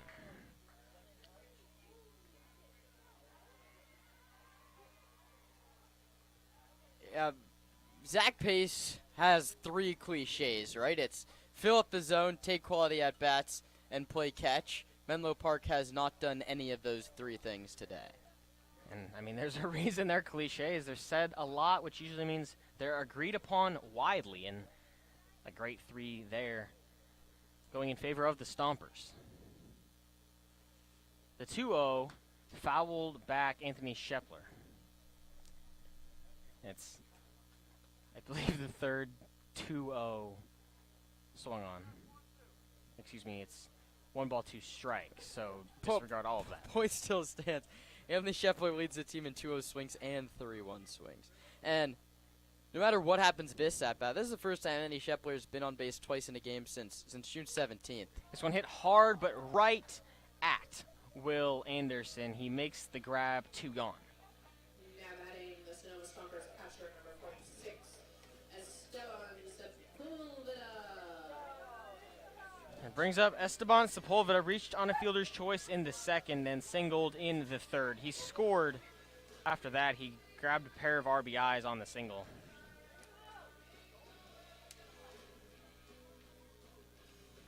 And it hits him. So it's a 2-out hit by pitch and the 11th free pass issued to the Stompers today. Fourth time someone's been hit. Now batting number 4, Ben Sebastiani. Colton for 1, Trent Keys for 2, and now Esteban for 1 as well. And got to keep this crooked number streak going. Back-to-back innings. They have another one 90 feet away. And we said in the pregame show, score early, score often, and they've done just that every inning but the first. It's Ben Sebastiani up, runners in the corners, and 2 outs. First pitch in on the hands to Ben. Sepulveda 2 steals. He's at first base. But I think 7-0 in the fourth is a situation where you're not really trying to steal a free base. It's not a nice thing to do. And the Stompers have seen some bad blood throughout the CCL North. None really yet with the Legends. There was certainly Just some with the chirping, Seagulls. A little bit of chirping. We saw that in the doubleheader especially, but nothing, gamesmanship-wise. Seen some with the Crawdads, some with the Seagulls. Even a little bit with Alameda at times, but competitive baseball is competitive baseball, and what hasn't been a competitive at-bat. Ben Sebastiani up 3-0. He's got 2 walks already today. Both with runners on base. Sepulveda takes off. It's a pass ball. Trent Keys is going to come home, and the Legends got him. A hustle play from Blake Cowens, and it ends the inning. A great job from Henderson to cover the bag and put down a tag on Trent Keys. The Stomps add 1. It was a Nick Sebastiani solo home run. We'll head to the top of the 5th, 7-0 in favor of Sonoma.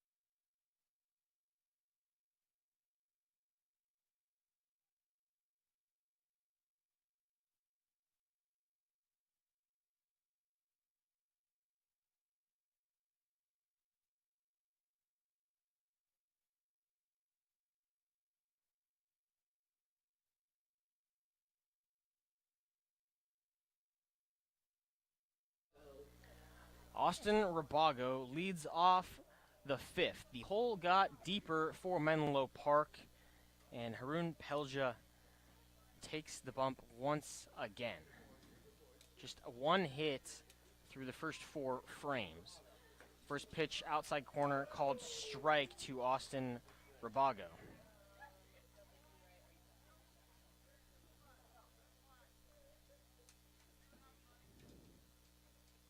Rabago from the left. Waits for Pelja from the right. For second pitch, misses outside.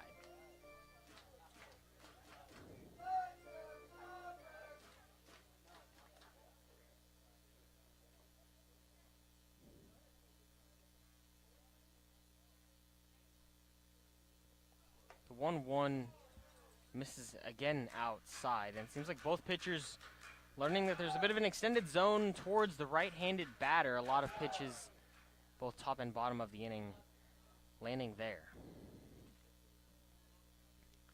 Pelja gets the sign and comes set. This one fouled back, now 2-2. Another pitch on the outside corner. 7 of the 9 Stompers so far have reached base via walk or hit by pitch. 8 out of the 9 have reached base.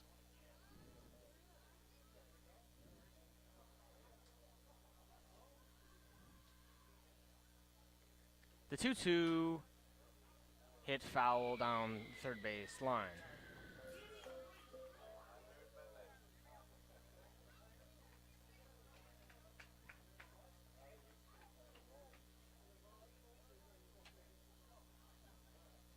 That's 2-2, Rabago and Pelja. The pitch cut on, missed in the dirt. It kicks away from Sepulveda. He fields, throws in time to Trent Keys. The third strikeout for Pelja, the first to be thrown down to first. And it brings up Emilio Feliciano.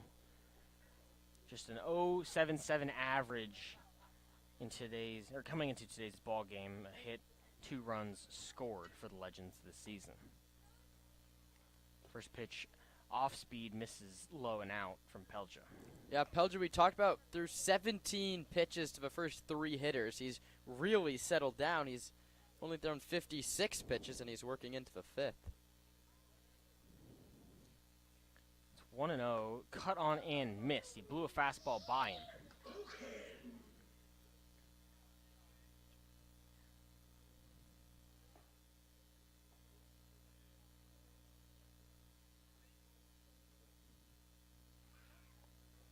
It's 1-1, 1 gone in the top of the 5th. The pitch from Pelja fouled, and it hit the runner, Feliciano, in fair territory. So it's an out, and I'm going to be completely honest, I don't know how to score that. Ooh, that's an interesting one, because this is what we had a play like this in yesterday's game when Boardman hit a ball and it hit the runner Trent Keys in fair play. That's a single for Boardman. We scored that incorrectly. That's a single for Boardman. This is like hitter's interference, maybe. He got himself out. It's like self-runner's interference. Yeah. What's hitter unassisted? That's really what it was. Yeah. So it's 2 outs, however you choose to score it. First pitch misses inside to Blake Cowens. We'll figure it out and have an update for you in the bottom of the inning.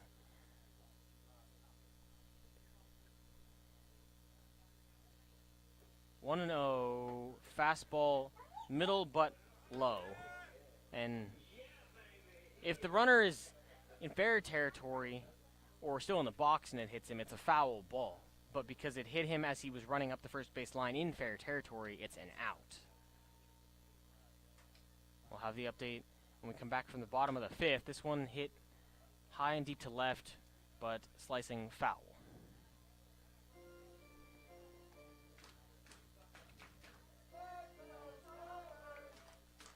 It goes as an unassisted put out to the catcher.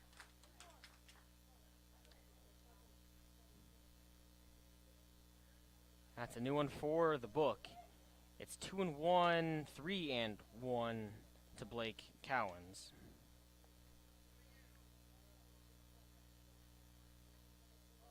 If you're Pelja, you were sort of gifted that out from Feliciano. You You don't want to let this inning keep on extending, especially shot with an arm up behind you. It's Sean DeBoard. It's 3-1. Lifts, delivers, catches the outside corner. Now a payoff pitch between Pelja and Cowens. Pelja looking for his third 1-2-3 inning through his 5 innings of work.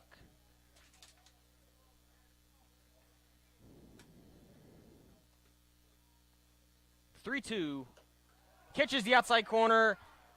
Strike 3 called to Cowens. A fantastic start for Pelja. He goes 5, strikes out 4. We'll head to the bottom of the 5th. 7-0 Sonoma.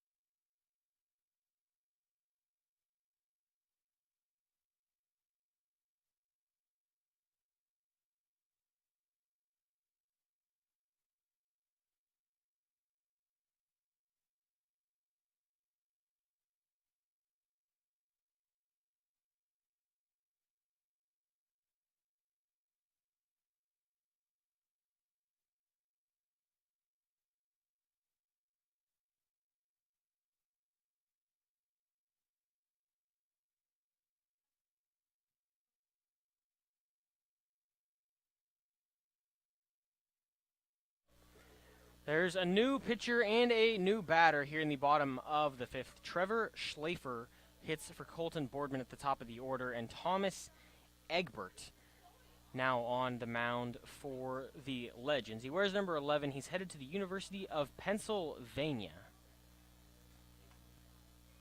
in the fall. First pitch misses outside to Schlafer.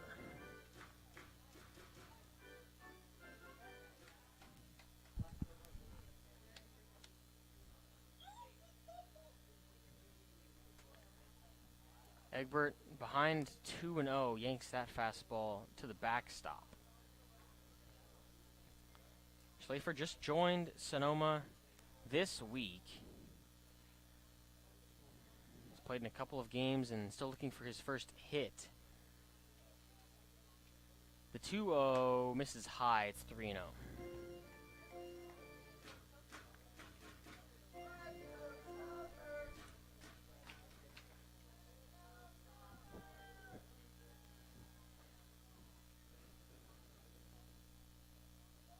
The 3-0 catches the outside corner for a strike.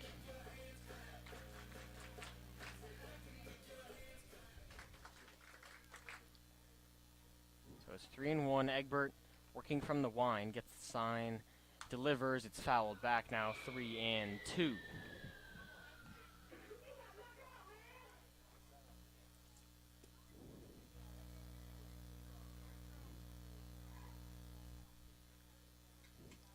Three and two, 1 out here in the bottom of the 5th. Pitch misses high. It's a walk on the full count to Trevor Schlafer. Now batting second baseman number 1, Gideon Hahn. Brings up Gideon Hahn, the 2-hole for the Stompers. Can close the line on Caleb Henderson. He went 1 1/3. 1 hit, 1 run. It was earned. That was all on the Nick Sebastiani solo shot. He walked 3, hit 1, and did not strike out any. Yeah, it's a whole new battery. He has a new catcher. That's Ryan Cartwright in for Blake Cowens, and Ray Hernandez takes over for Austin Rabago out at second base.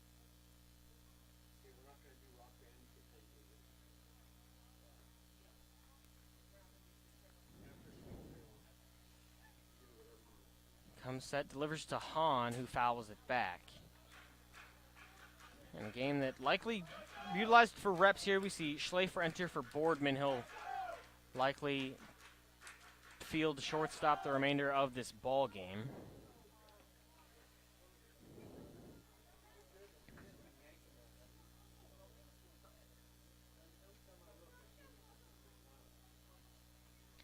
Pitch fouled back again, 1-2 to Hahn. Ray Hernandez, now the second baseman. He plays his college ball at Utah Valley, and they actually won the Western Athletic Conference, made it to the NCAA tournament. And he's a two-way guy. That one called a strike to Gideon Hahn. So he sat down on the backwards K. Now batting for your Sonoma Stompers. It's the first strikeout for Thomas Egbert.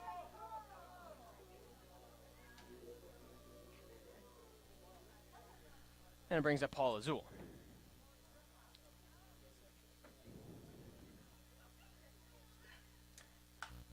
Fouls out the first pitch he sees.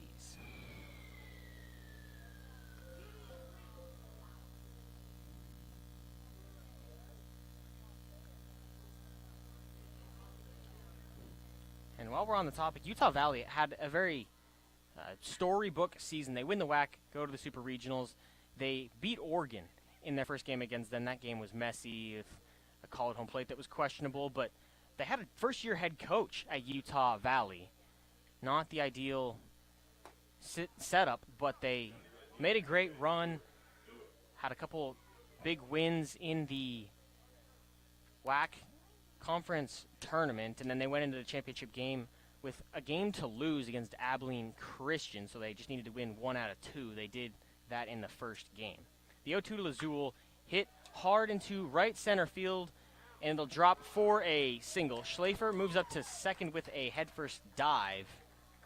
So it's a 1-out single for Paul Lazul. And now every Stompers starter and pinch hitter have reached base, actually, all 10. 10 of 10. That's certainly winning baseball, and especially when you're aided by 13 free passes. I mean, that's just, if you're not winning a game with 13 free passes, what went wrong? Schlafer stands on second, Lazul on first. The pitch gets away from the catcher, and they're going to go. The throw to third, not in time to get Schlafer. A nice recovery from Cartwright behind the dish, but the throw not squeezed by most. How do you lose a double game while garnering double-digit free passes? Could be a question for Brant Cummings and Walnut Creek. Sonoma allowed 11 yesterday and won by 5. We mentioned it again that the Sonoma pitching just had to battle through, and the stats show it. The 1-0 taken for a strike on the outside corner. Shannon, a single, a walk, a run scored this evening. or afternoon, evening. I guess it just depends on where you're watching from. Thanks for joining us, Roman Raffelli, Kieran Costa. It's 1-1 to Shannon. He hits it high into fairly deep center field. Quincy Villa makes the catch and throws into the shortstop, Bose. The run comes across to score. The sac fly from Shannon Batting from Santa Rosa Junior scores College, Lucas number Trevor 6, Schlafer. Sebastiani. Cam Hegeman's come out on deck. I wonder if we see him at first base. You can't double switch him with Lazul because that would be losing your designated hitter. So maybe Hegeman does come in and play first. It's a Sonoma bench that's a little bit deeper than recent days. We saw it get pretty low towards the end of last week with an injury to Kieran Baker. Brady Shannon was shaken up. Esteban Sepulveda was shaken up as well. But today you still got Akers, Pulowski, Libby, and Hegeman, who's now on deck. But plenty of names off the bench. The 1-0 swing and a miss from Sebastiani, who hit a solo home run in the fourth. He's halfway to a cycle, missing the double and the triple. And he's one of the few Stompers that haven't reached one of those via one of those 13 free passes. He prefers to earn his way on. He checks the swing there, so it's 2-1 to Sebastiani. I think Sean DeBoard's the arm that's ready. Haroon Pelja's day more than likely will be done, especially with the scoreline as it stands now. It's 8-0 Sonoma. Lazul on second. Sebastiani at the plate takes 2-1 high. It's 3-1.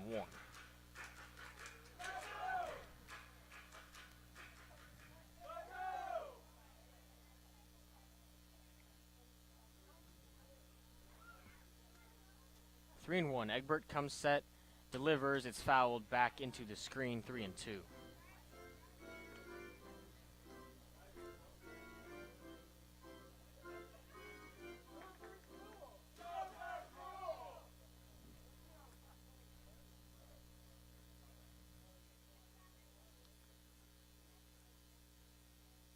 Sebastiani set. The 3-2 catches the outside corner. Strike 3 called. 2 backwards Ks in the inning, but a sac fly from Brady Shannon scores Trevor Schlafer. We'll head to the top of the 6th, 8-0 in favor of the hometown Stompers.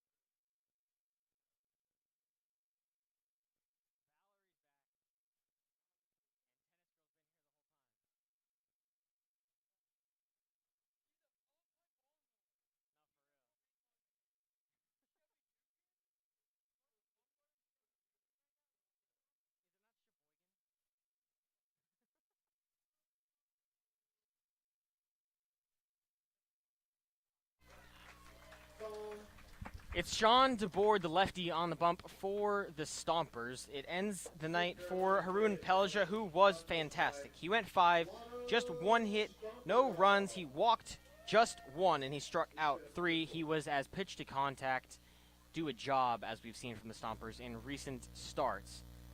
Gives way to Sean DeBoard, who's quickly behind 2-0 to Carter Bleeker. Yeah, DeBoard struggled mightily in out-of-league play. In CCL action, 3 games, 4 innings, 1 earned, and that includes 2 shutout innings where he was just 1 batter over the minimum against these Legends. And you're pitching with an 8-0 lead. All you have to do is put the ball in the zone and trust your defense. And it's a defense that looks a little different. I'll tell you about it after this pitch. He misses high and out. It's a 4-pitch walk to lead off the inning. Schlafer's at shortstop. That's Trevor Schlafer. Brady Shannon moves from right field to first base, and Cam Hegman takes over in right field. Hegman will lead off this coming inning. He technically replaces Trent Keys, and by the way, he is playing way off the line. Well into the left center gap against the lefty Degler, who takes the first pitch called strike.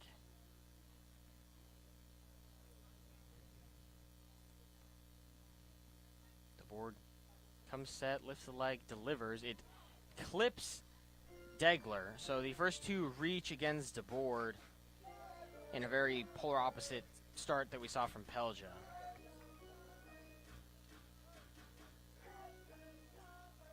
Now batting number 77. 2 free passes to start the 6th. That's 1 more than we saw through 5 for Haroon Pelja. Brings up James Bowes. Entered today 20 hits, 13 RBI. He's 0 for 2. His pitch gets away from Esteban Sepulveda, now 2nd and 3rd, no outs.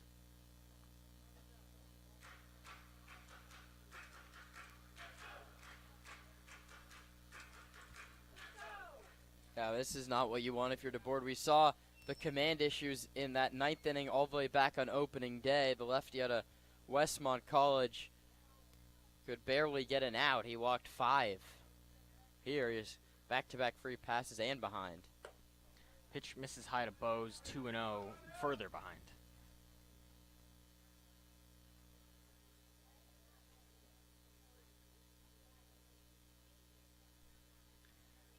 Delivery from DeBoard misses high again. It's 3-0.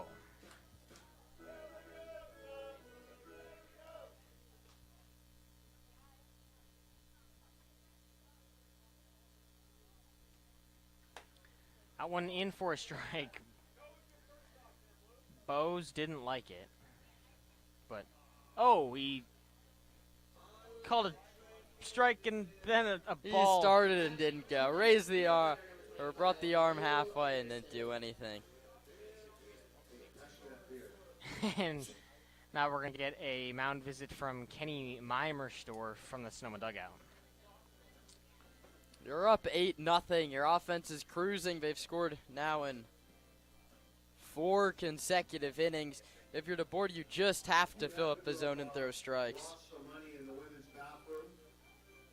I've got it. Just come here and tell me how much it was, and we'll make a deal.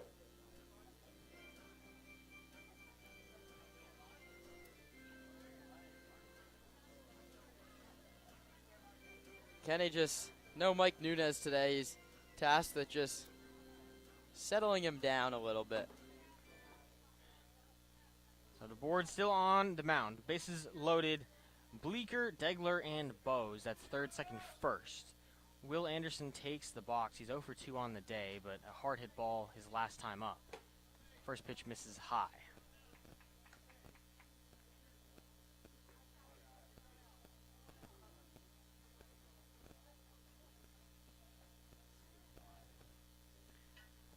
One and 0, fouled back. It was a high off-speed pitch to Anderson, but he tips it.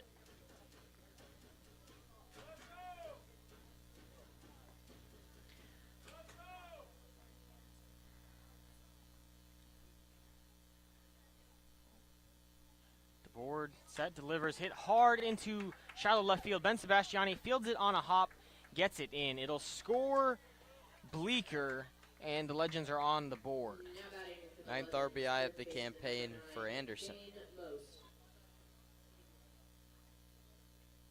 So the single with the bases loaded keeps them loaded. Now for Dane Most, who hit a home run off of Haroon Pelja in a previous game between these two teams, but he's still got 11 extra base hits on the season. This one rolled up the middle. Schlafer turns to Hahn, who throws to first. That's Shannon. It's a 6-4-3 double play. It scores a run, but the Stompers will gladly make the trade, and 2 of the 3 new gloves in positions help on the double play.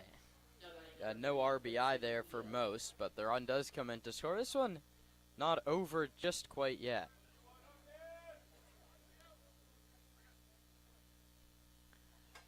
A pitch in for a strike to Quincy Villa.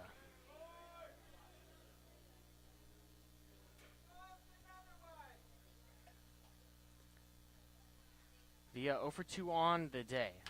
Hits this one high and deep to left, right at Ben Sebastiani, who gloves it, and the inning is worked out of by Sean DeBoard. The first 3 reach, 2 of which score, and the 3 of the 4 retired after that. We'll head to the bottom of the 6th, 8-2 Sonoma.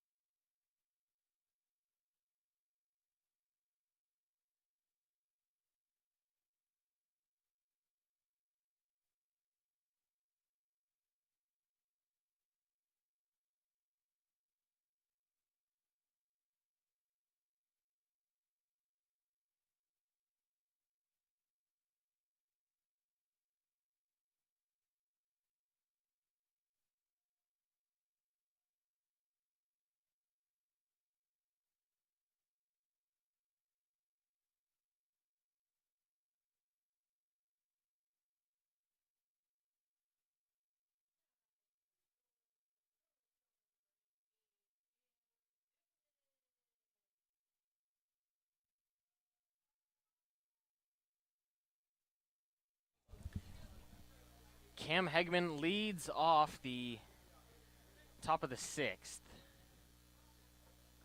He entered the game in the bottom of the 6th, excuse me. He entered in the top of the 6th. He's playing right field. The right fielder Shannon moved to first. He takes a high ball 1. That one misses again high 2-0. Cam's got to get on for 11 out of 11 players reach stat. A game that's quickly turned into getting reps for both teams. We'll expect to see both benches pretty close to empty. The 2-0 misses high. It's 3-0. He's on his way. Well, and at the rate that we've seen Stompers walked or hit by pitches, I feel like a 3-0 count gives you upwards of 90% likely to be on base. 3-0 outside corner called strike. It's Russell Filter at second base. Not the initially thought replacement that we thought, but you still got to hear my Utah Valley bit. This one hit high and deep to right, but loops foul. Would be the 11th walk to go along with 4 hit by pitches.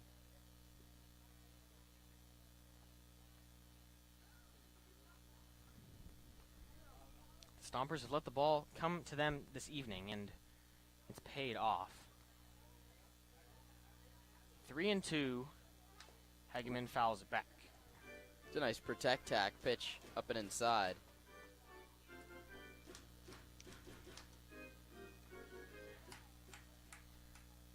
Thomas Egbert takes the mound for his second inning. 3-2 hit hard foul down the first base line, and a nice at-bat to lead off the inning for Cam Hegeman. Egbert saw the 5 to hit in the 5th. It was a walk, a strikeout, a single, a sac fly, and a strikeout. A run scored there. 3-2 fouled off again. Cam Hegeman getting his money's worth.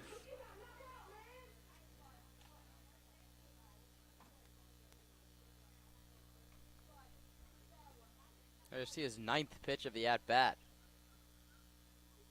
Egbert gets the sign, winds, and delivers. It misses high. 11 of 11 Stompers reach so far today.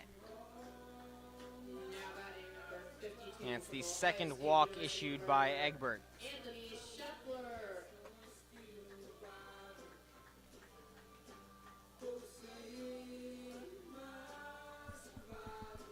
So it brings Anthony Scheffler to the plate. He's been aboard twice. That was a double and a walk. He scored on both of those. First pitch nearly hits him. It's inside for ball 1. Egbert's kind of been hung out to dry here. You have to eat innings in a game where it doesn't look like your offense is going to climb back in it.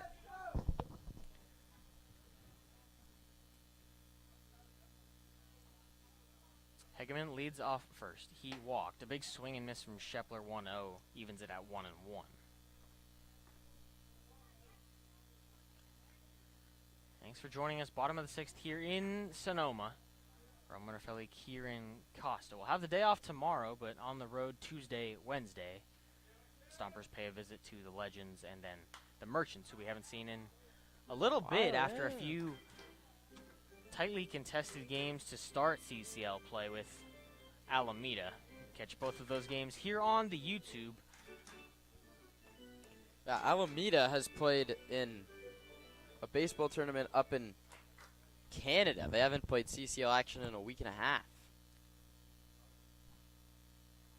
It's 1-2 to Scheffler, misses outside. And a fun little vacation, some travel ball for the Merchants. The Stompers hope to give them a nice cold welcome back to the U.S. on Wednesday. The 2-2 misses outside, now 3-2. A nice battle back from Scheffler. Jaden Mason has taken the mound in the bullpen. Ryan Sayo sat down.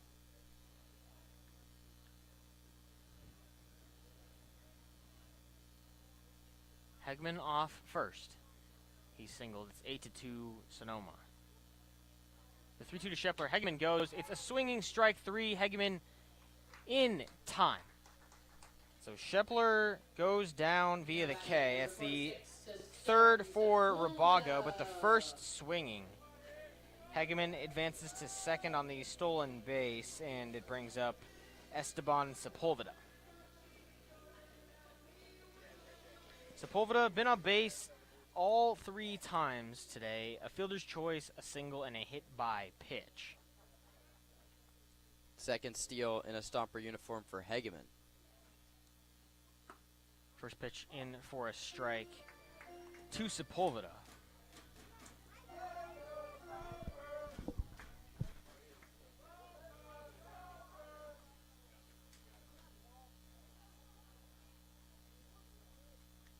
The 0-1 misses low.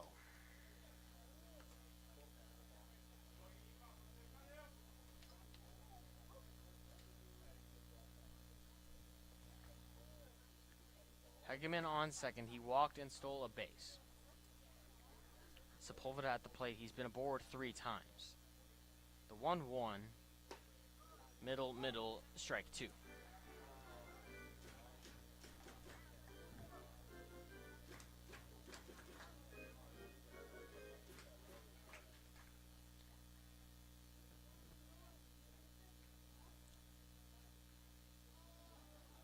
One to Sepulveda. A delivery from Egbert hits him on the hand.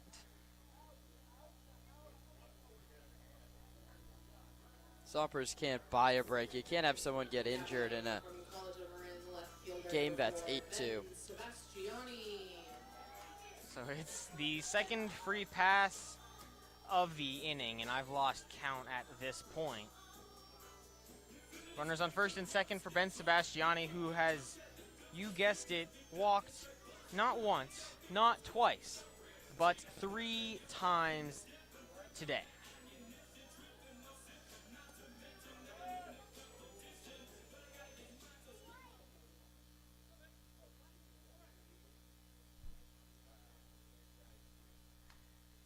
Sebastiani hits from the right. Takes a ball high to start the count. He entered today with 3 hits. He's matched that in walks just today alone. Stompers doing a lot of that, it feels like.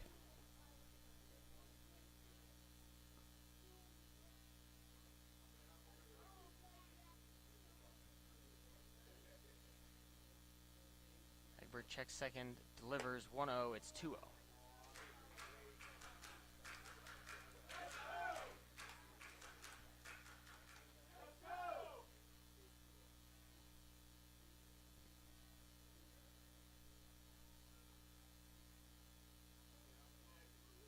Sign again from the now catcher Ryan Cartwright. Tosses it in. It's a strike to Sebastiani, 2-1. We've crossed the 2-hour mark of play here at Arnold. It's just the bottom of the 6th. 2-1, same spot, same call, strike 2. Sebastiani doesn't like it, but it's been a strike call most of the afternoon.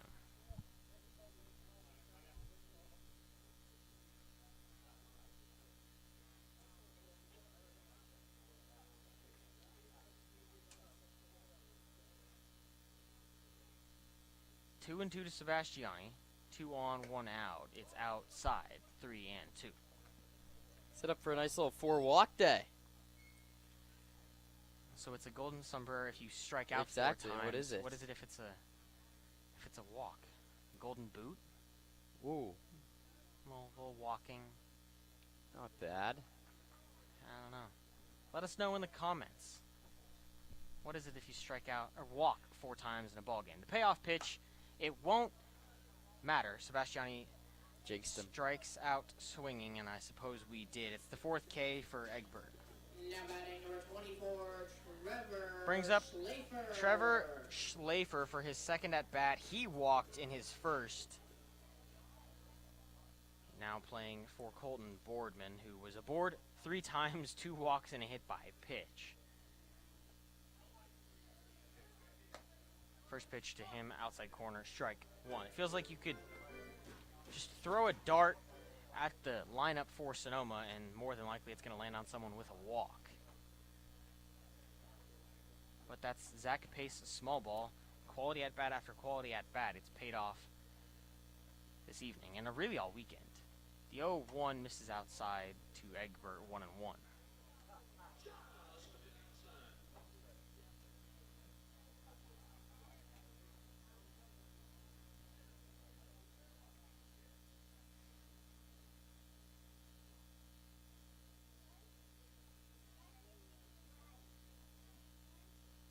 One and one, 2 on, 2 outs. Big swing from Schlafer. Still hunting for his first Stomper hit.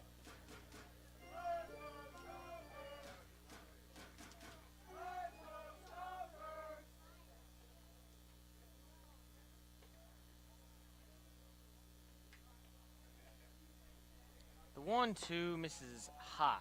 2 and 2.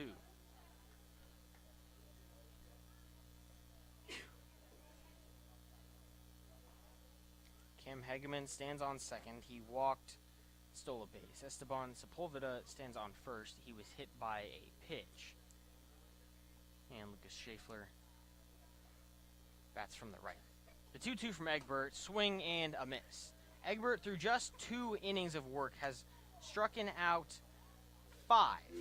We'll head to the top of the 7th. Kieran Costa takes you through the final 3 here at Arnold. Sonoma Stompers baseball on the Sonoma Stompers Broadcast Network.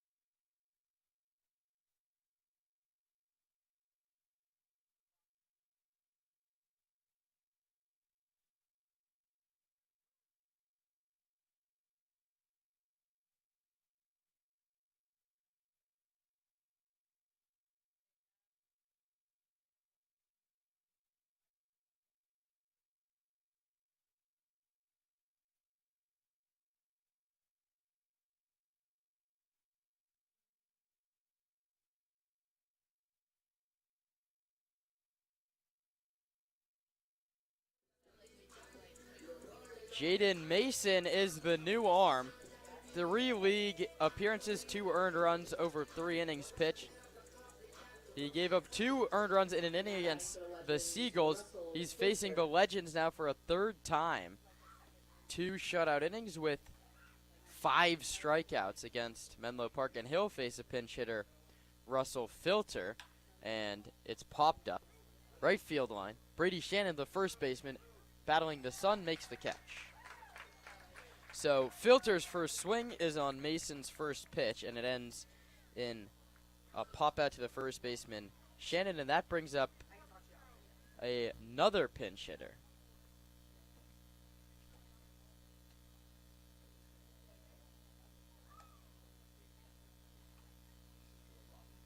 Will Robbins, the Princeton catcher, digs in from the right side. Now batting number 24, Will Robbins.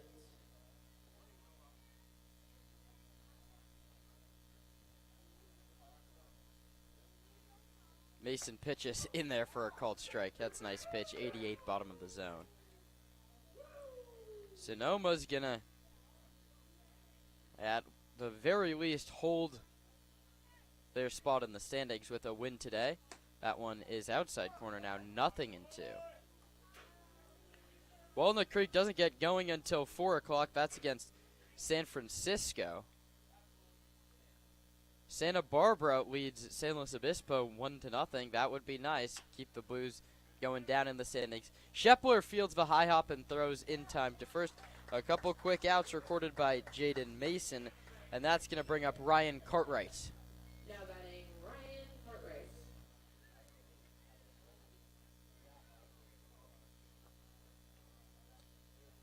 Cartwright in 13 at-bats has 3 hits, all singles.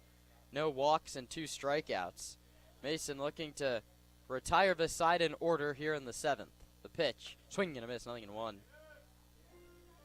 Slider. At the feet of Cartwright, but he got the swing and miss.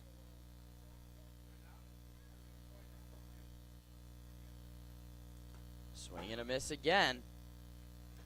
This one was over the outer third. Cartwright's gone fishing back-to-back times, and he's behind in the count, 0-2.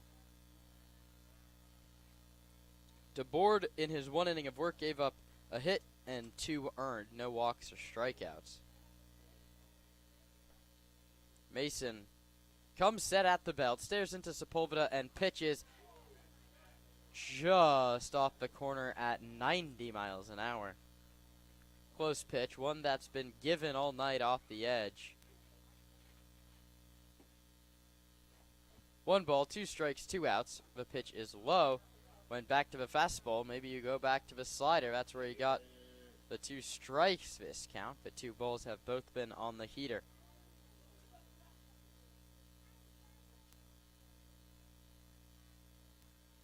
Two balls, 2 strikes, 2 outs. Mason went to the rosin bag. Now he climbs back up the hill. Gets the sign he likes on the first attempt from Sepulveda and struck him out swinging. Went back to the slider, fooled him 3 times on that pitch, and the inning is over. A pop out, a ground out, and a strikeout in a 9-pitch inning for Jaden Mason. Time to stretch in Sonoma. Stompers lead at 8-2.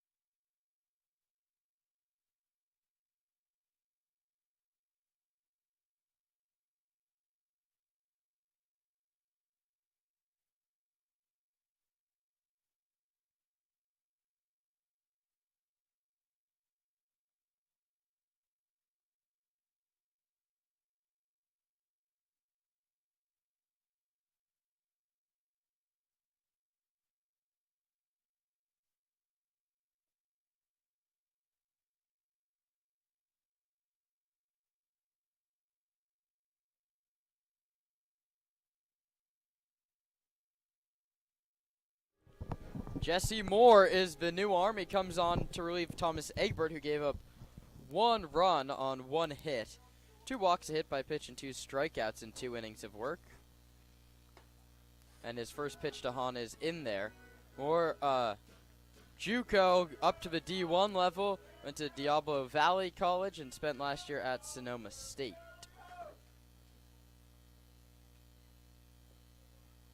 That one kicks to the screen.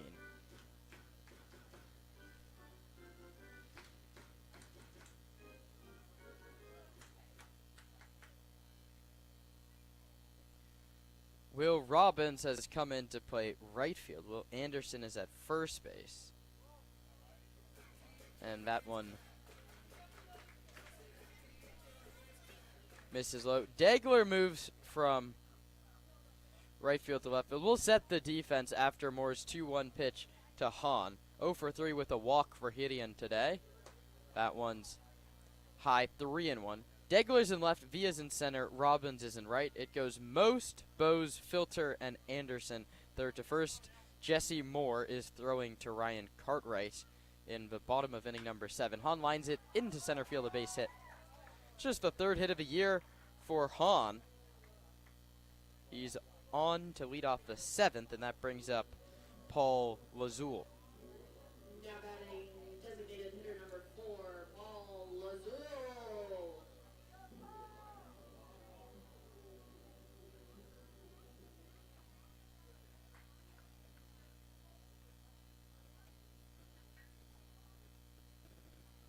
Hahn leads off first, and Jesse Moore's going to pick back.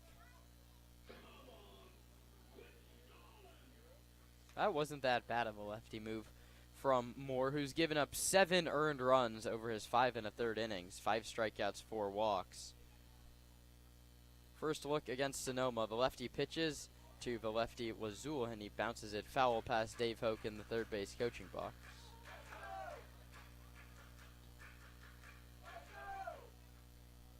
Stompers have the day off tomorrow before the penultimate meeting between these two teams on Tuesday down in Menlo Park.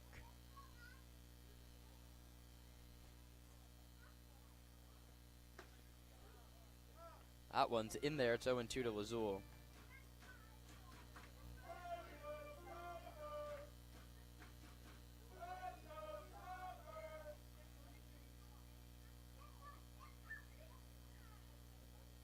To Lazul, left on left. Moore comes home, and Lazul takes a curveball that stays high at 67 miles an hour.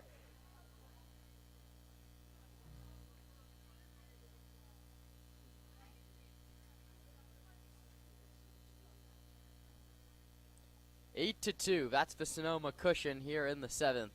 Moore ready to deliver a 1-2 to Lazul. That's another curveball. This one at 68. It misses again. It counts 2 balls and 2 strikes. Brady Shannon and then Nick Sebastiani are the 2 slated after Lazul.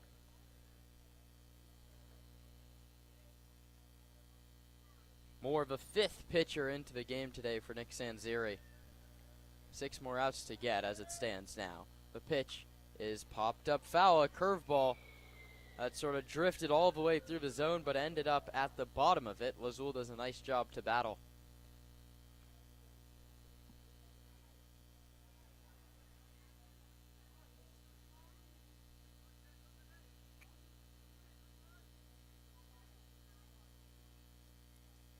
On a short leadoff first. Moore comes home. It's a fastball and it misses low. 3 balls and 2 strikes. Lazul and Sebastiani are the only 2 out of the 11 Sonoma hitters today to have not drawn a walk or been hit by a pitch. We'll see if that changes on a 3-2 to Lazul, and it does. It's outside ball 4.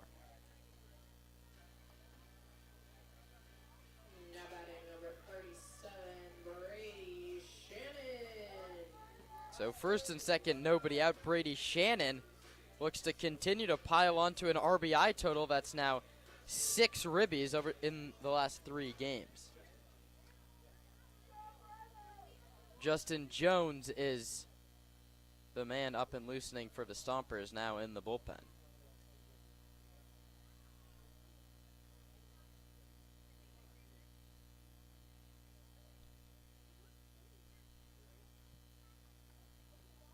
Shannon, a right-handed hitter, more a left-handed pitcher. Sonoma up 8-2, and Shannon up 1-0 in the count. Brady singled, walked, flew out, and hit a sac fly. So, all in all, 1 for 2 with an RBI. Reached base twice. The pitch is bounced foul down the third base line. That counts a ball and a strike.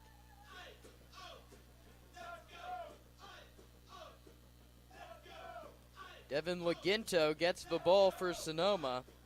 That's Tuesday at the College of San Mateo. You can catch that here on the YouTube. It will be an audio-only radio cast. The 1-1 outside. 2 balls and 1 strike.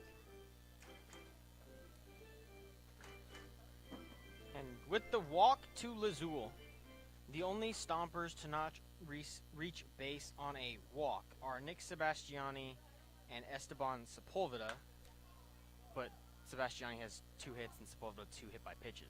Shannon hits a mile-high pop-up to Charlie Degler, who makes the catch out in left field. I don't think that's Charlie Degler. Degler stayed in right field. It's Will Robbins in left field, beg your pardon.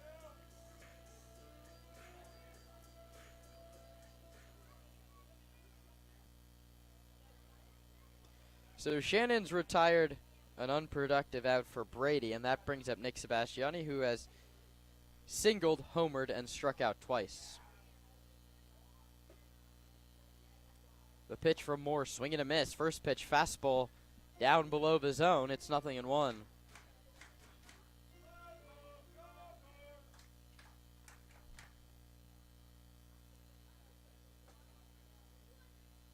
The 0-1 outside and low, 1-1.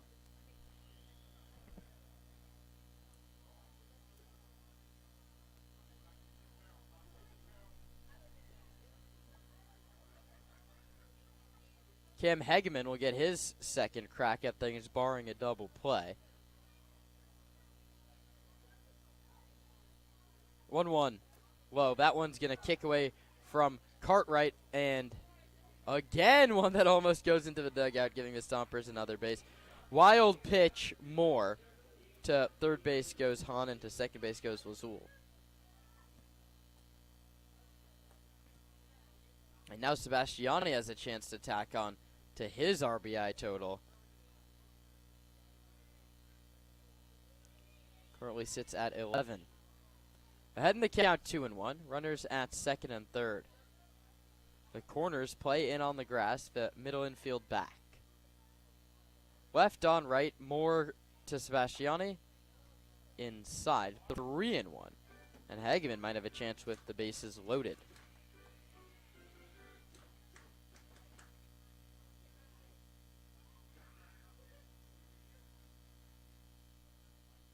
Three-1.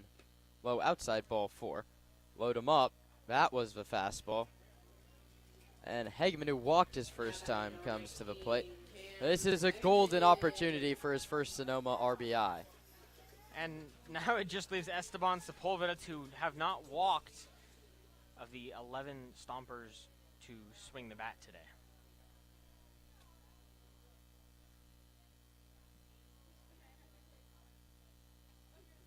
First one to Hageman is pulled down the left field line. It's heading into the corner, and a diving play is made by Will Robbins. He's celebrating the catch as the Sonoma Stompers tag up, but my goodness, what a play from Will Robbins ranging down the left field line.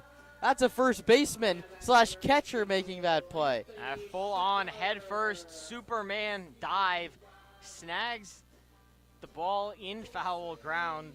It scores a run, and I'm sure Hageman frustrated with the end result there, but what a catch. RBI Hageman. The Stompers get a run on what would have been a foul ball if it had landed. And now Shepler digs in and takes low 1-0.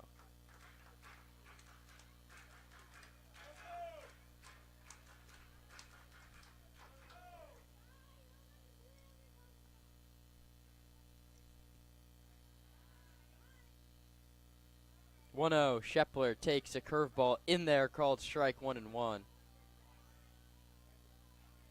There's been different people up and down in the bullpen for Zach Pace. I'm interested to see if Jade Mason, after an easy 9-pitch 7th, gets a crack at it in the 8th.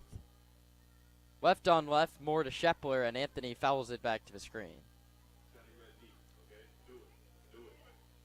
Esteban Sepulveda would get his 5th try at the plate if this inning continues. If not, he's scheduled to lead off in the bottom of inning number 8. Shepler's going to have to battle from behind. The count's a ball and 2 strikes. Jesse Moore comes home, and Shepler pops it foul.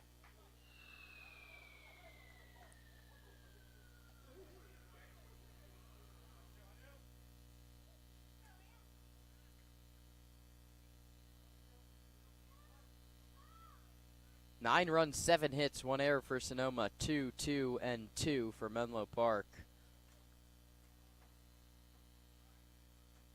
Moore delivers a 1-2 to Anthony Shepler, and a hit him in the helmet.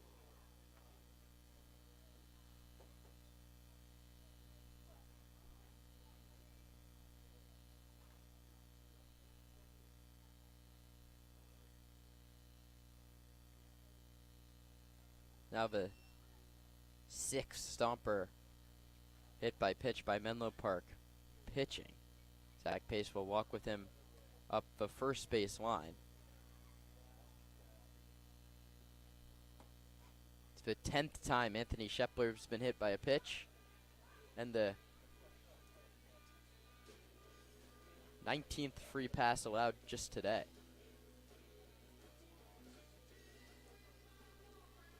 And that's just insane. I mean, 13 walks and 6 hit by pitches is like, I don't even know how to like describe this. Just, it's a game handed to Sonoma, which isn't to say they've been like slacking off in this game. They've played very well. They've put the ball in play when they needed to. They've scored those runs. They've worked great at bats, but 19 free passes is just insane. Shepler, with the bench how it is, might have to stay in this game. The only thing I can think of is Akers can only play defensively right now with his hand injury. So you move Nick Sebastiani to third base, you slot Akers into center field, and he just takes his pitches when he comes to the plate. And honestly, you should just be taking your pitches when you come to the plate today. You don't have to swing, as we've been talking about. And I suppose you could also move Schlafer to third, Hideon Hahn to short, and bring McCann Libby off the bench. That's a better idea. And I forgot about McCann. Just move the infield around, but Shep's going to stay in the game at least for now. Now batting for yours. Oh, Libby can also play third base. He started there once this season, and you're playing with a 9-2 lead, which might turn into a lot more with Esteban Sepulveda at the plate. He already has a 2 RBI single to go along with a couple of hit by pitches, and also a fielder's choice.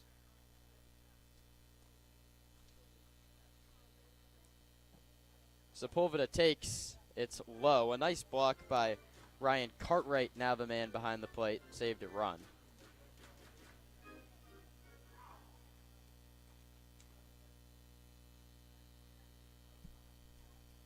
One-0 pitch. Sepulveda takes high 2-0.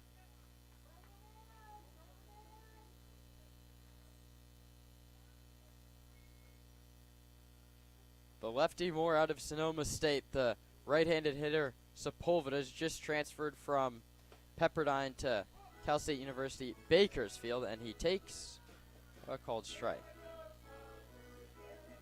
Single, walk, fly out, walk, sac fly, hit by pitch. That's how the inning's gone for Sonoma. Bases loaded, 2 outs. Sepulveda swings and misses. Fooled on a slider, just biting towards his back foot. 2 balls, 2 strikes, 2 outs. Center fielder Villa 1 step towards right. Robbins 1 step towards the line in left. Sepulveda strikes out swinging. Ball was dropped by Ron Cartwright. He steps on home for the force, and the inning is over. But Sonoma gets a run on a hit, and they leave him loaded for the third time today. We move to inning number 8. It's 9-2, the Stompers over the Legends.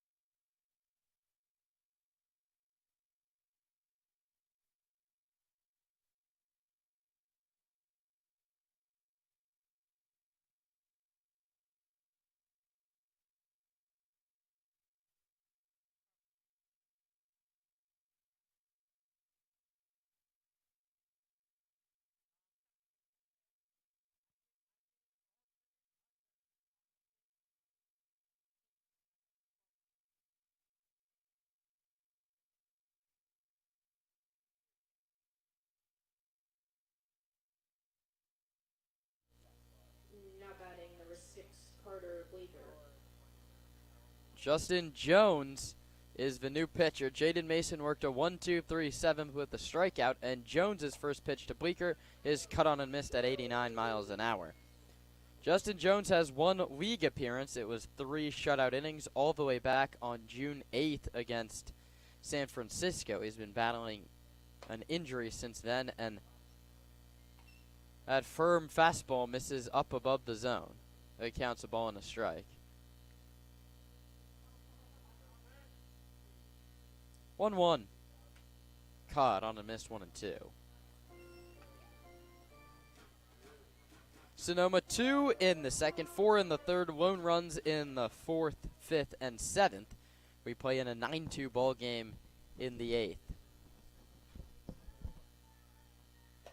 Swing and a miss, and Bleeker has gone on 4 pitches.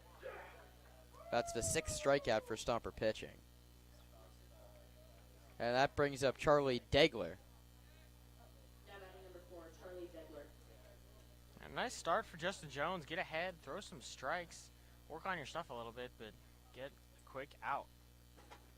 The righty Jones now faces the lefty Degler, who's been aboard via an error, a walk, and a hit by pitch.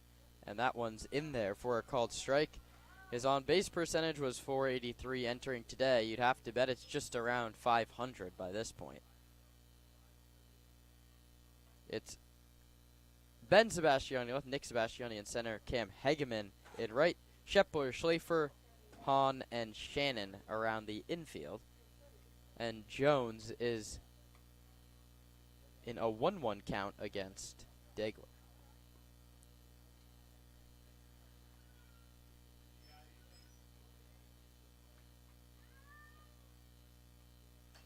That one's high. And the count's 2-1. That's back-to-back pitches that have gone to the screen from Justin Jones, and he's going to ask for a new baseball.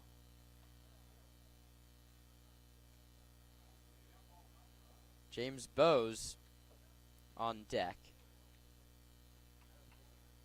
Jones just has to put the ball in the zone and get out of the inning. The righty from Walnut Creek delivers high, and he's missed now with 3 straight fastballs up above the zone. Jones plays at Los Medanos College. He stands 5'10" and 190 pounds. He gets the sign he likes from Sepulveda, rocks into his motion, holds, and pitches, line foul back to the screen.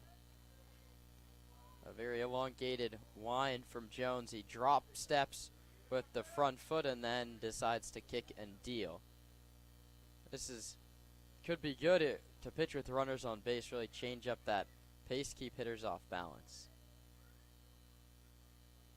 Holds and fires. Foul back to the screen. Degler just gets a piece. Short King Summer, 5'10" Justin Jones against 5'8" Charlie Degler here in the top of the 8th. Warm one here in Sonoma. Just a lazy afternoon, and thank goodness for the fans and the coaches. At least it hasn't been a very stressful afternoon. Sonoma's been ahead for pretty much the whole game. They struck for 2 in the second, and we'll see an 8th pitch in the Jones-Degler battle.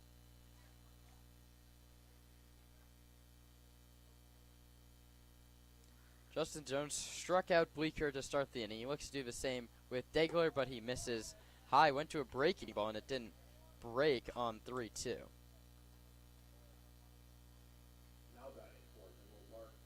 And Charlie Degler's been aboard 4 times today. This is a way to find a positive in what's been a tough day for the Legends. Scored one of the 2 runs in the 6th. Hit by pitch there. He walked in the 3rd, reached on an error in the 1st. Stole a base then as well. Not running. Bowes lines it over the glove of Anthony Shepler into left field. And then Sebastiani can't pick it up. The throw then hits the runner Degler. And Lucas Townsend is not happy that Charlie Degler didn't go into a slide. It's a single off the bat of James Bowes. And then the error is charged to Ben Sebastiani in left field.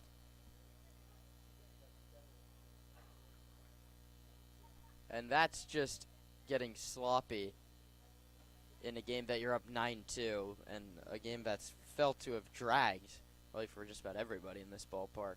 That's exactly what you don't want to have. Not a great pitch. I mean, a long battle to Degler, who worked a walk, but you got to go get Bowes. He lines one there and then just not fielding the ball cleanly with the glove and then trying to jab at it with the hand in the grass. Not ideal. 1st and 3rd with just Zach one Pace, gone. Zach Pace must have noticed something there. You saw him quickly jog out there. He did all the talking in that 35-second meeting. Gave him a pat on the back and jogged right back. Maybe it's about working from the wind versus the stretch. Bowes extends his lead off first, doesn't run, and it misses 1-0. Maybe it was his reaction to seeing his defense kick it around a little bit, but Pace definitely saw something.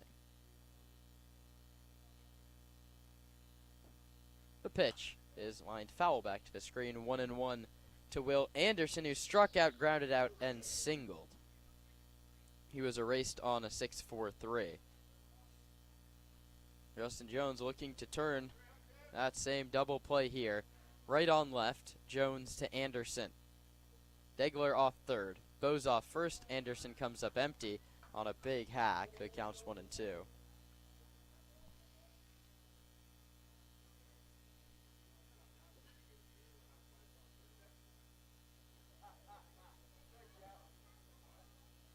One ball and 2 strikes. Jones set to deliver a 1-2 pitch, and Anderson bounces it to first. Shannon on the backhand, throws to second. Throw is high, and Schlafer did not stay on the bag. Everybody is safe. It's an error on the first baseman, Shannon. Back-to-back plays with an error for Sonoma. Degler comes in to score. I was dreaming of a double play. They don't get anybody out. And that brings up Dane Most. That's really what you don't want now. Snowballing errors with Menlo Park. Slowly building the momentum, threatening a bit here. Still down 6, but there is a spark.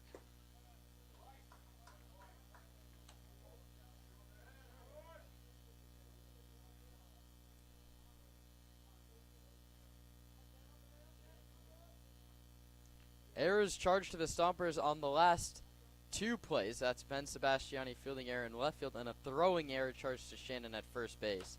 Jones delivers, and it's bounced at home plate by Dane Most. The count's 1-1. Get that same ground ball. Get out of the inning.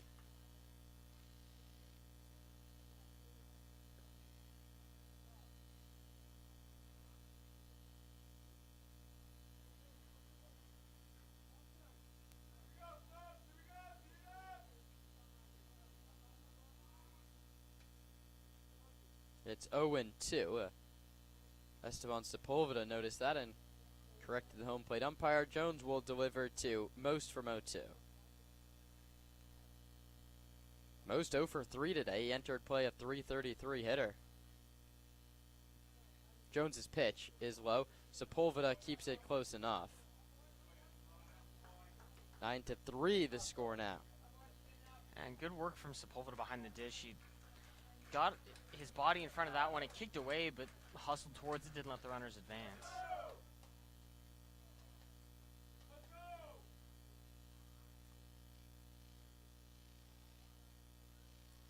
One-two pitch. Low. So this one's going to kick a little too far away from Sepulveda. Wild pitch. Jones second and third. The double plays out of order. And it's 2-2.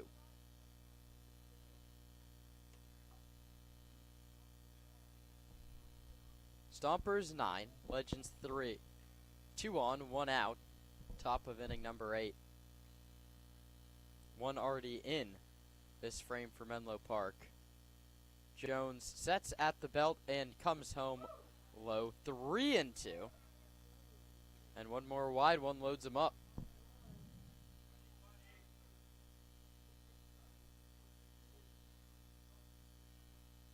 No reason not to come in the zone with a 6-run lead, but again, that's much harder to do than it is to save from up here. Payoff. Lined foul down the left field line. We can sit up here all day long and tell him to throw strikes in the zone. It's not that easy. Not an easy task at all. Jones looks to challenge Most again on what will be a second payoff and the 7th of the at-bat.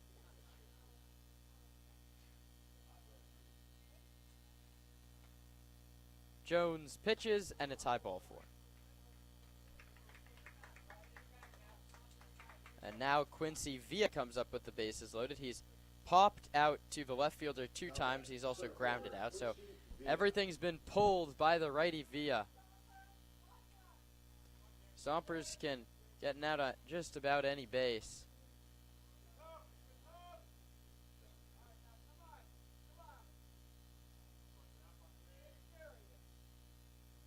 Jones pitches, Villa takes, high 1-0.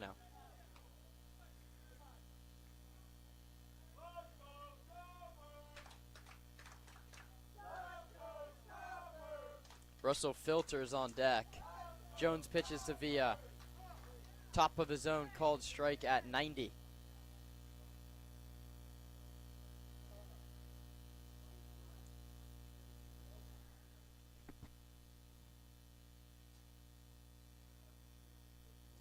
Jones is 1-1 pitch. Villa grounds it to short. Schlafer goes the short way to second. The relay to first, not in time.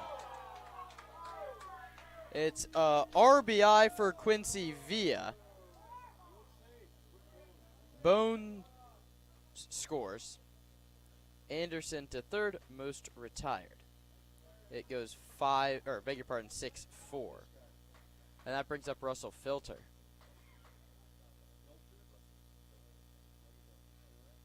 Now batting, Russell Filter.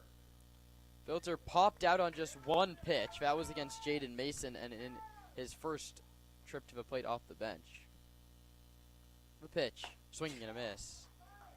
Seen 2 pitches, swung at both of them.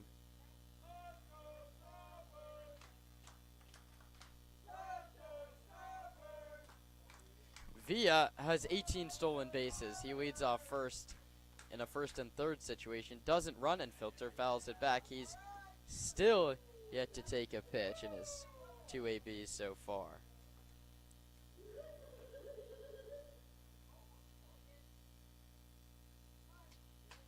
(9-4). You want to get out of it here. Don't let the Legends have any sort of hope heading to the final frame. 0-2. Villa runs. It's up and away. The throw to second kicks away from Hahn. So it's a strike 3 was actually the call. So late call from Remedios ends the inning. No stolen base for Villa. No error for anyone. The second strikeout for Jones. This one looking the side is retired. The Legends get 2 back. It's 9-4 after 7.5.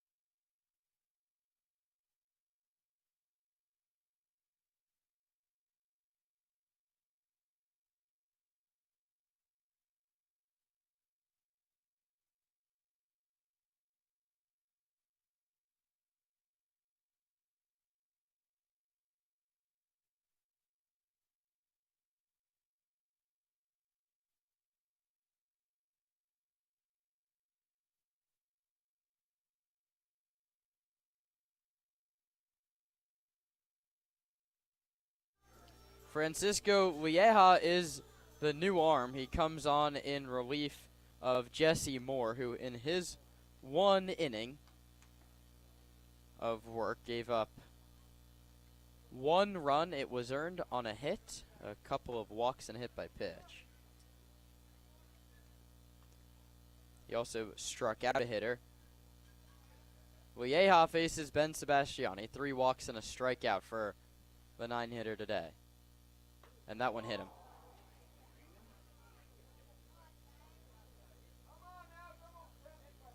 That's 7 hit by pitches now. Goodness, that was a 20th free pass. That brings up Trevor Schlafer. Lieja has given up 6 earned runs over 8 innings pitched, 3 strikeouts, no walks until, well, that wasn't a walk. No free passes given up until that one. and he misses to Trevor Schlafer, who's walked and struck out off the bench. Right on right. Weha to Schlafer, and Trevor swings and fouls it at home plate.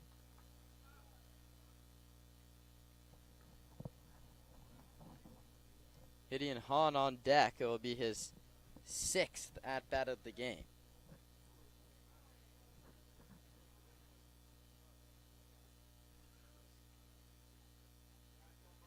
A pitch.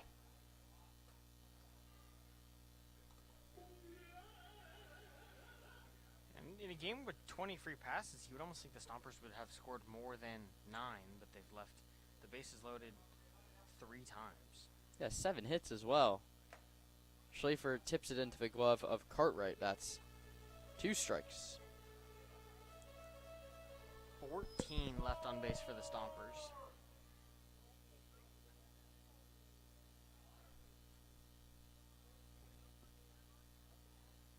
Two-two. Schlafer pops it up. Back behind home plate, and it will get out of play. We'll do it again from 2-2.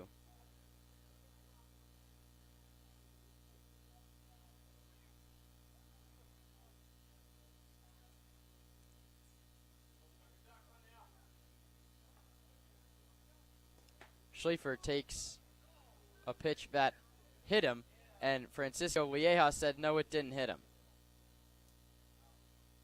Schlafer's going to head to first base. Lieja is going to argue with the home plate umpire.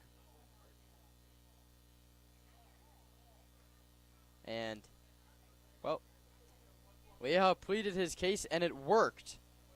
We'll do it from 3-2. Back to first base will go Ben Sebastiani. Haven't seen that one. It looked like it clipped him, but Schlafer didn't really react. A little bit surprised the call was made to begin with. 3-2. He yanks one foul over the dugout. We'll do it again from 3-2 Sonoma 9, Menlo Park 4. Bottom of inning number 8. Schlafer, that one hit him, definitely, right in the back. I wonder what Lieja has to say now. And Stomper fans not really pleased at the number of hit by pitches now. I don't know that anything's really been malicious, but it's like, I mean, we had this conversation a couple weeks ago. There's just been so many that, is there a point where it feels marginally intentional, or just like something needs to change in the safety of Sonoma?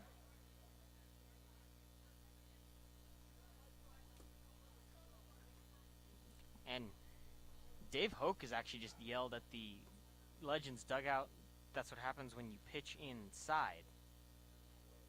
So maybe this Sonoma coaching staff a little bit upset.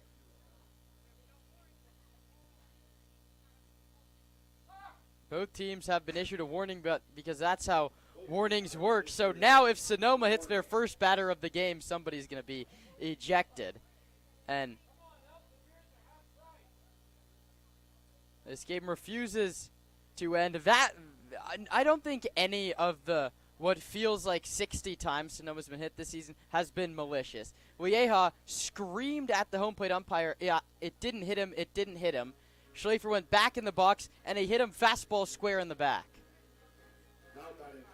I mean, that, with no context, feels very intentional. I mean, you see guys get thrown behind in the major leagues, and there's a brawl on the mound. I would hope that Paul Remedios and his umpiring crew are trying to prevent that, because that would be very unfortunate in a game that's 9-4 in the bottom of the 8. And now the question comes, if Justin Jones has a slider slip out of his hand, is he going to be ejected?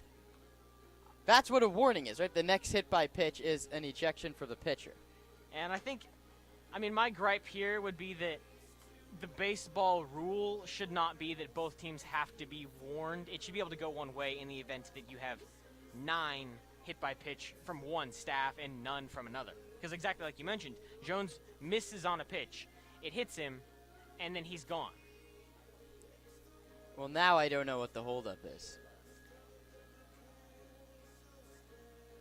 we seem ready to go. It's going to be the left-handed hitter Han against the righty Lieja, whose command hasn't been sharp. He's hit the 2 hitters that he faced, and even in a 9-4 game, something's got to happen here at Arnold Field.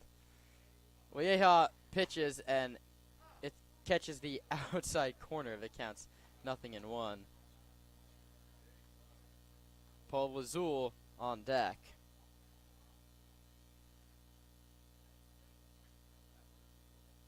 The 0-1 pitch. Up and outside. Lieja staying away from that inner third.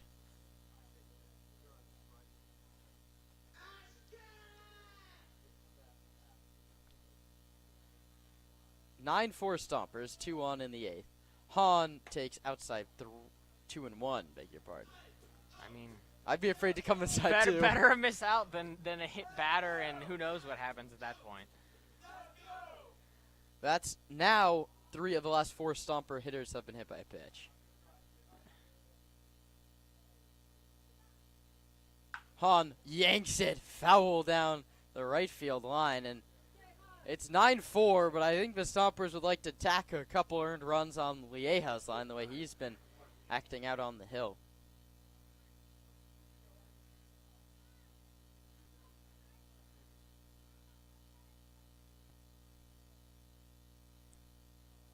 Two coming to Han, outside 3-2. By my count, I have 2, 6, 9, 11, 13 walks, and 2, 3, 4, 5. Ooh, I think I might be off by 1. I have 7 hit by pitches, but there could also be 8. Han lines it into the glove of the second baseman to go back to second base for the double play. So Han hits it on the screws, but it turns into 2. The double play goes 4-6. And that brings up now Paul Lazul. Now batting, designated hitter Paul And a nice Lazul. piece of hitting from Han. It finds a glove, and then a nice heads-up turn by Filter at second. He took his time, didn't rush the throw because Ben Sebastiani took off before he saw it through. And Lieja checks on the runner at first base just in case. Schaefer back to the bag. The pitch to Lazul, outside corner, called strike.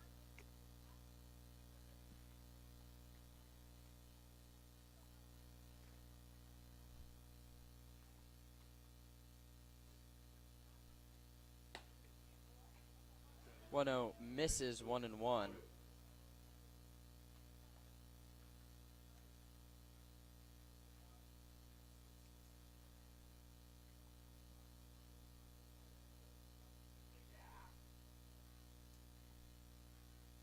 That one misses.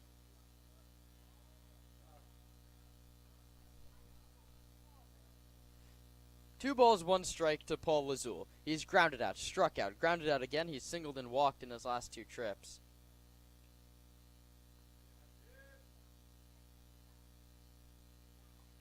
That one's inside, almost hit him.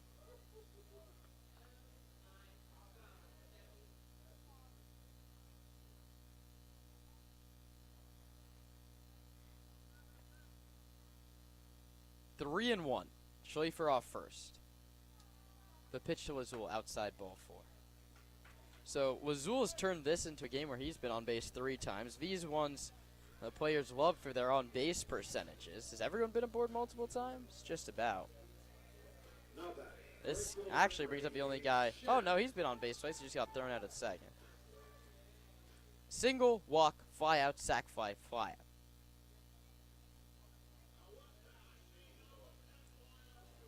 And a meeting at the mound. The whole infield's been drawn in. Is there a pitching change being made? Someone's asking for a new glove, maybe? I think the defense is getting all changed around. And so there'll be a lot to sort out here. I think they're going to bring in a position player to throw.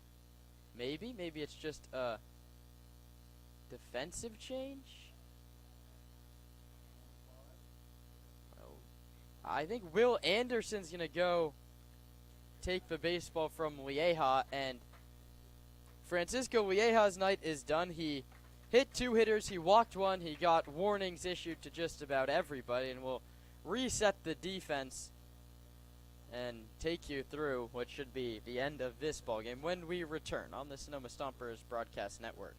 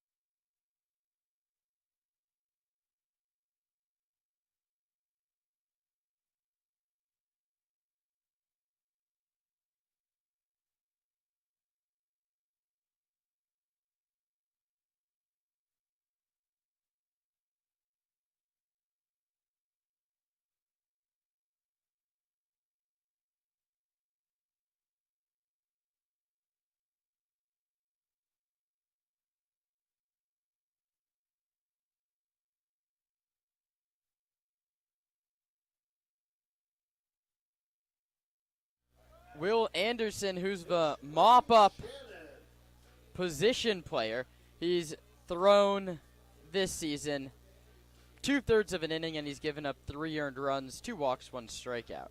He faces Brady Shannon with 2 on, looking to get out of Francisco Lieja's jam, who went 2/3 of an inning without giving up a hit, and he might have just gotten Shannon on a pitch. Popped up. Second baseman is going to watch it drop.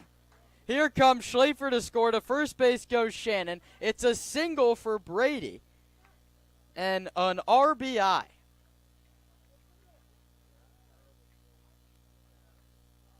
The second baseman Filter lost it in the sunlight. Now batting, Nick Sebastiani. RBI Brady Shannon. How about his 7th in the last 3 games? I mean, that sounds like a CCL Player of the Week if I've ever heard. Yeah, he's got to be in the conversation.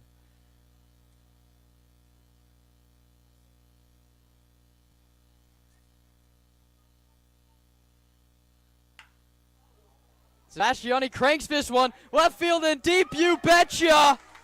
Nick Sebastiani, his 2nd of the day. Tack on 3 ribbies for the hometown kid. Oh my goodness. 336. 2nd of the day. That envelope's going to be full. How about another? And if Cam Hegeman gets hit here, I fear we're going to have benches cleared in the middle of the infield. First multi-home run game for a Stomper this season.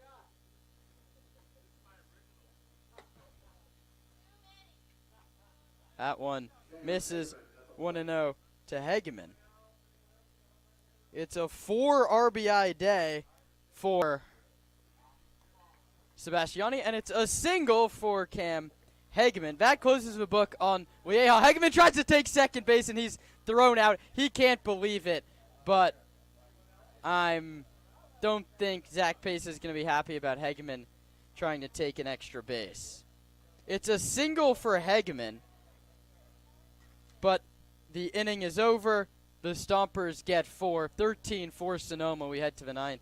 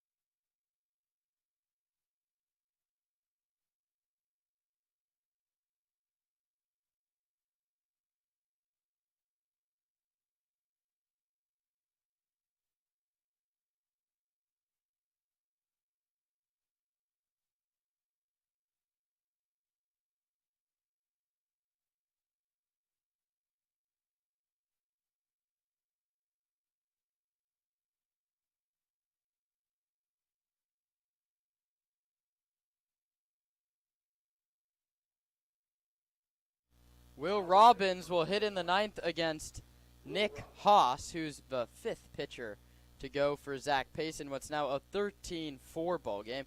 Haas has thrown 7 1/3 innings in league action, 10 strikeouts, 2 walks. He's given up just 1 earned run.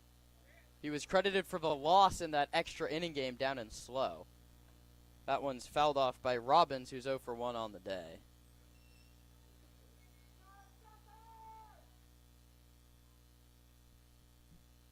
The 0-1 outside, 1-1. So, just to recap the Stompers on offense today, they've scored 13 runs on 10 hits. They've drawn 14 walks. They've been hit by 8 different pitches. And Nick Sebastiani's hit 2 home runs. What a crazy day at Arnold. Aren't they all? 1-2 coming Haas to Robbins. Slider inside corner, ring him up, strike 3. The 11th K of the season for Haas, and the 8th by Sonoma pitching. Ryan Cartwright digs in. He struck out his first time. Haas spikes a fastball, and the count's 1-0. The Stompers are going to head into the off day on a little 3-game win streak, 14-9. Gotta be feeling yourself at least a little bit. A 3-game win streak this part of the season. That one's grounded through the left side. It's a single for Cartwright. Legends still kicking, and that brings up Carter Bleeker. Big news on the out-of-town scoreboard. The Blues have taken a 4-1 lead over the Foresters. Not what you want to see as a Sonoma fan. But that one not over yet down in Santa Barbara. That one is another glove side miss that counts 1-0. Bleeker's popped out, walked, and struck out. Haas looking to induce a game-ending double play. The 1-0. Just low. 2 balls and no strikes. Devin Laginto gets the ball for Sonoma against these same Menlo Park Legends, and all these hit by pitches. That 3-run home run, we'll see if that spills over onto the College of San Mateo field Tuesday at 4. That one's in there. Beg your pardon, that's a 5 o'clock start.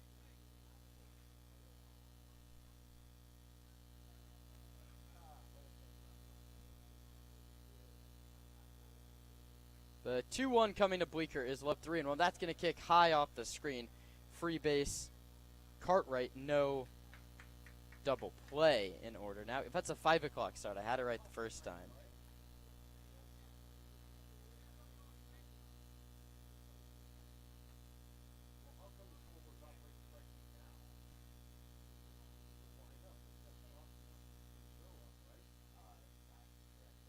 Three-one pitch. Swinging and a miss, 3-2. This game is now just about 4 strikes away from ending. 3 balls, 2 strikes. That's Haas to Bleeker. The runner at seconds, Cartwright. The leadoff hitter is Charlie Degler, and he's in the on-deck circle, and Bleeker fouls it off. The battle continues. This is the 5th pitcher used for Sonoma. Nick Sanziri and the Legends use 7. Well, 6 in a position player at the end of the day. And Bleeker draws a walk. 2 on for the leadoff hitter, Degler. The Stompers are going to improve to 9-6 at home. And now they've taken 6 out of 7. My goodness. A great stretch for the Stomps. Need to continue it, stay hot through the latter half of the season. Haas pitches. Degler takes a called strike 1.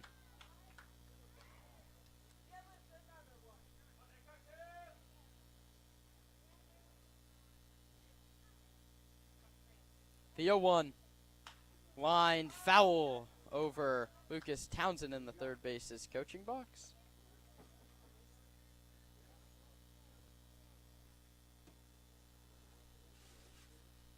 2 on, 1 out, 9th inning.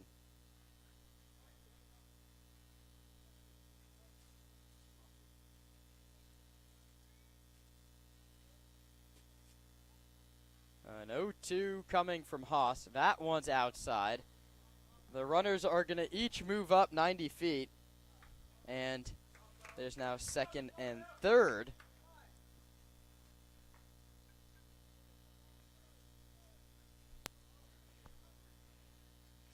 And Haas is struggling with pinpoint command here in this 9th inning. Nick Haas pitches high 2-2. Degler started, but had to stop.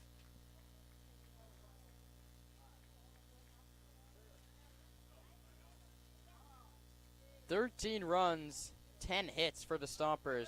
Haas pitches. That one's grounded to Hahn at second base. He snags it, but his throw to first is late. It's a single. And everyone moves up. The bases are now loaded. The double plays, or beg your pardon, no. The run comes in to score. That's Cartwright. It's an RBI for Degler. He's reached base 5 times today. Shortstop, James. Well, and that's the first hit, though, reaching 5 times. True. An error, 2 walks, a hit by pitch, and now a single. It's 13-5. Haas pitches, called strike 1 to James Bowes. He's been aboard twice, a walk and a single. He's scored a run. He's also popped out and hit into a double play. The pitch outside, and it's 1-1.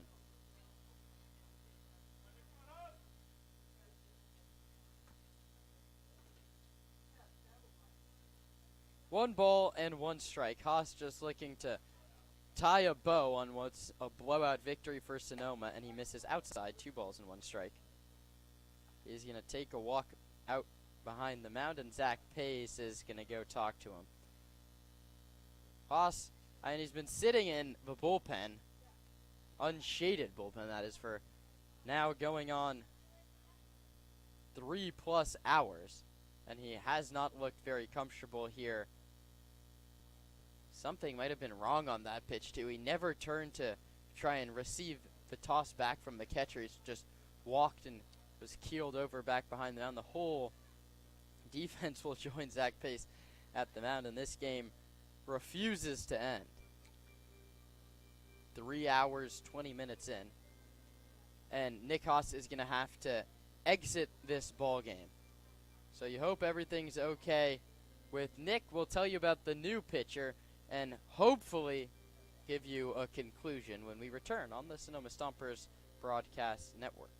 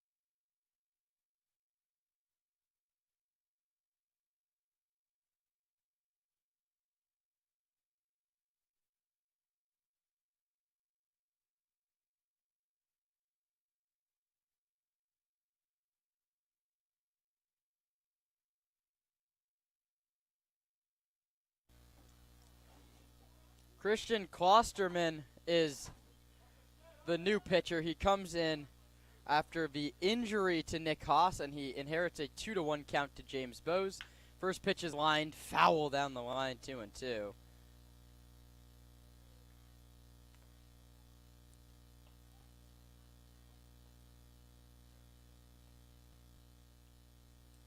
Klosterman making his 4th appearance. He's gone 1 shutout inning every time.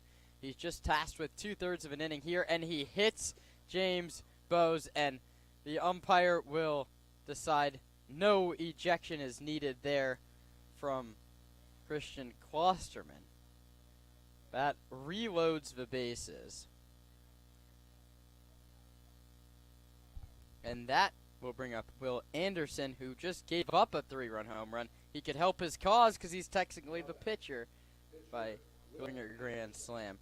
Haas went 0.1 innings. He did pick up a strikeout. He gave up 2 singles and a walk. Klosterman, a ground ball pitcher, misses outside. Klosterman, a 6'2", 175-pounder out of College of San Mateo. Delivers a 1-0 outside corner, 1-1.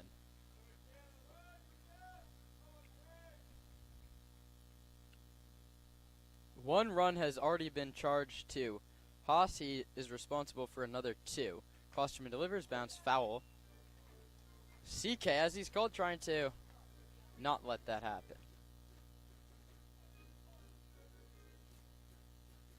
We're 6 minutes away from the 3.5-hour mark. After what was a very long game yesterday as well. The pitch struck him out swinging.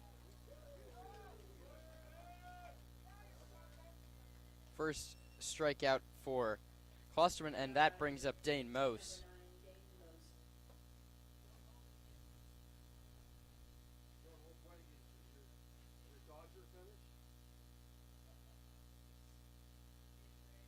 Klosterman to Most, low. Sepulveda keeps it in front, and the runners have to hold at every base.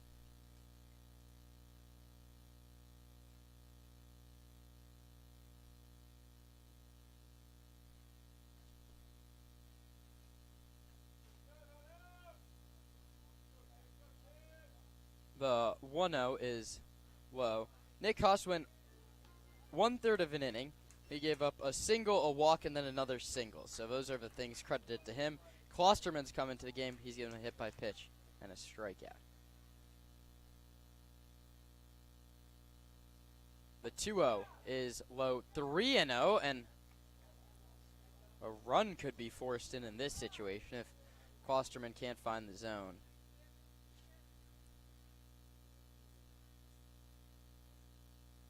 .30 pitch. In there, 3-1. Thanks for sticking with us here on a warm Sunday afternoon here in Sonoma County. The Stompers are 2 strikes away from their 3rd consecutive victory, but we'll reset that count to 3 strikes away. It's a walk and an RBI for Most. That's his 8th ribby of the season. And it brings up Quincy Villa, right-handed hitter, against the righty Klosterman. That run is charged to Nick Haas. He has 1 more still out on the bases.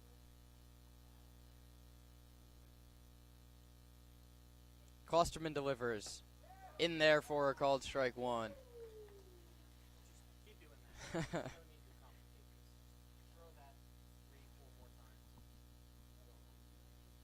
0-1. Misses low, 1-1.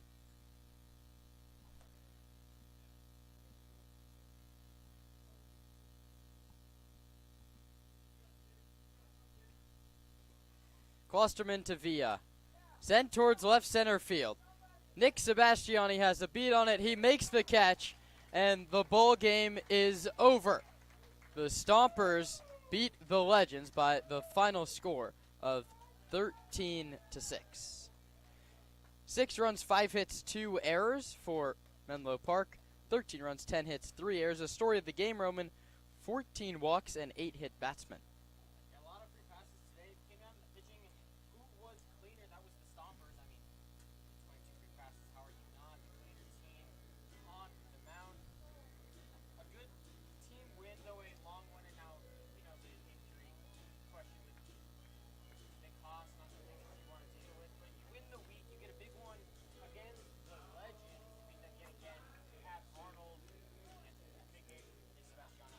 Yeah, you take 6 of the first 7 from Menlo Park, and you get to see them again coming up in just 2 days. That's at the College of San Mateo at 5 o'clock. That'll be our next broadcast. How do you keep this momentum going through the off day?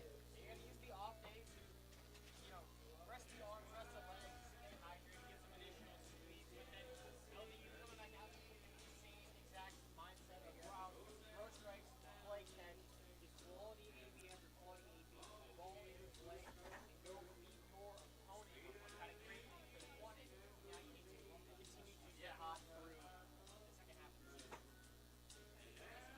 Haroon Pelja's the winning pitcher, 2-0. Thank you for coming out to Tyler Lashane is the loser, 0-1. Nick Sebastiani, the offensive hero, he hit 2 home runs.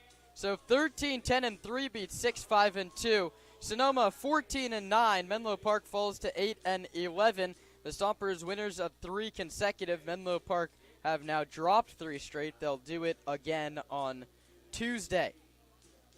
Stompers 9 and 6 at home. They're getting that home record up with a nice weekend where they end up sweeping the weekend.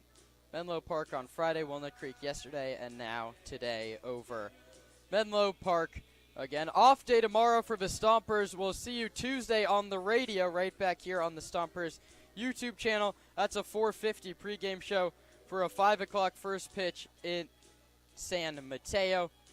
Sonoma and Menlo Park again.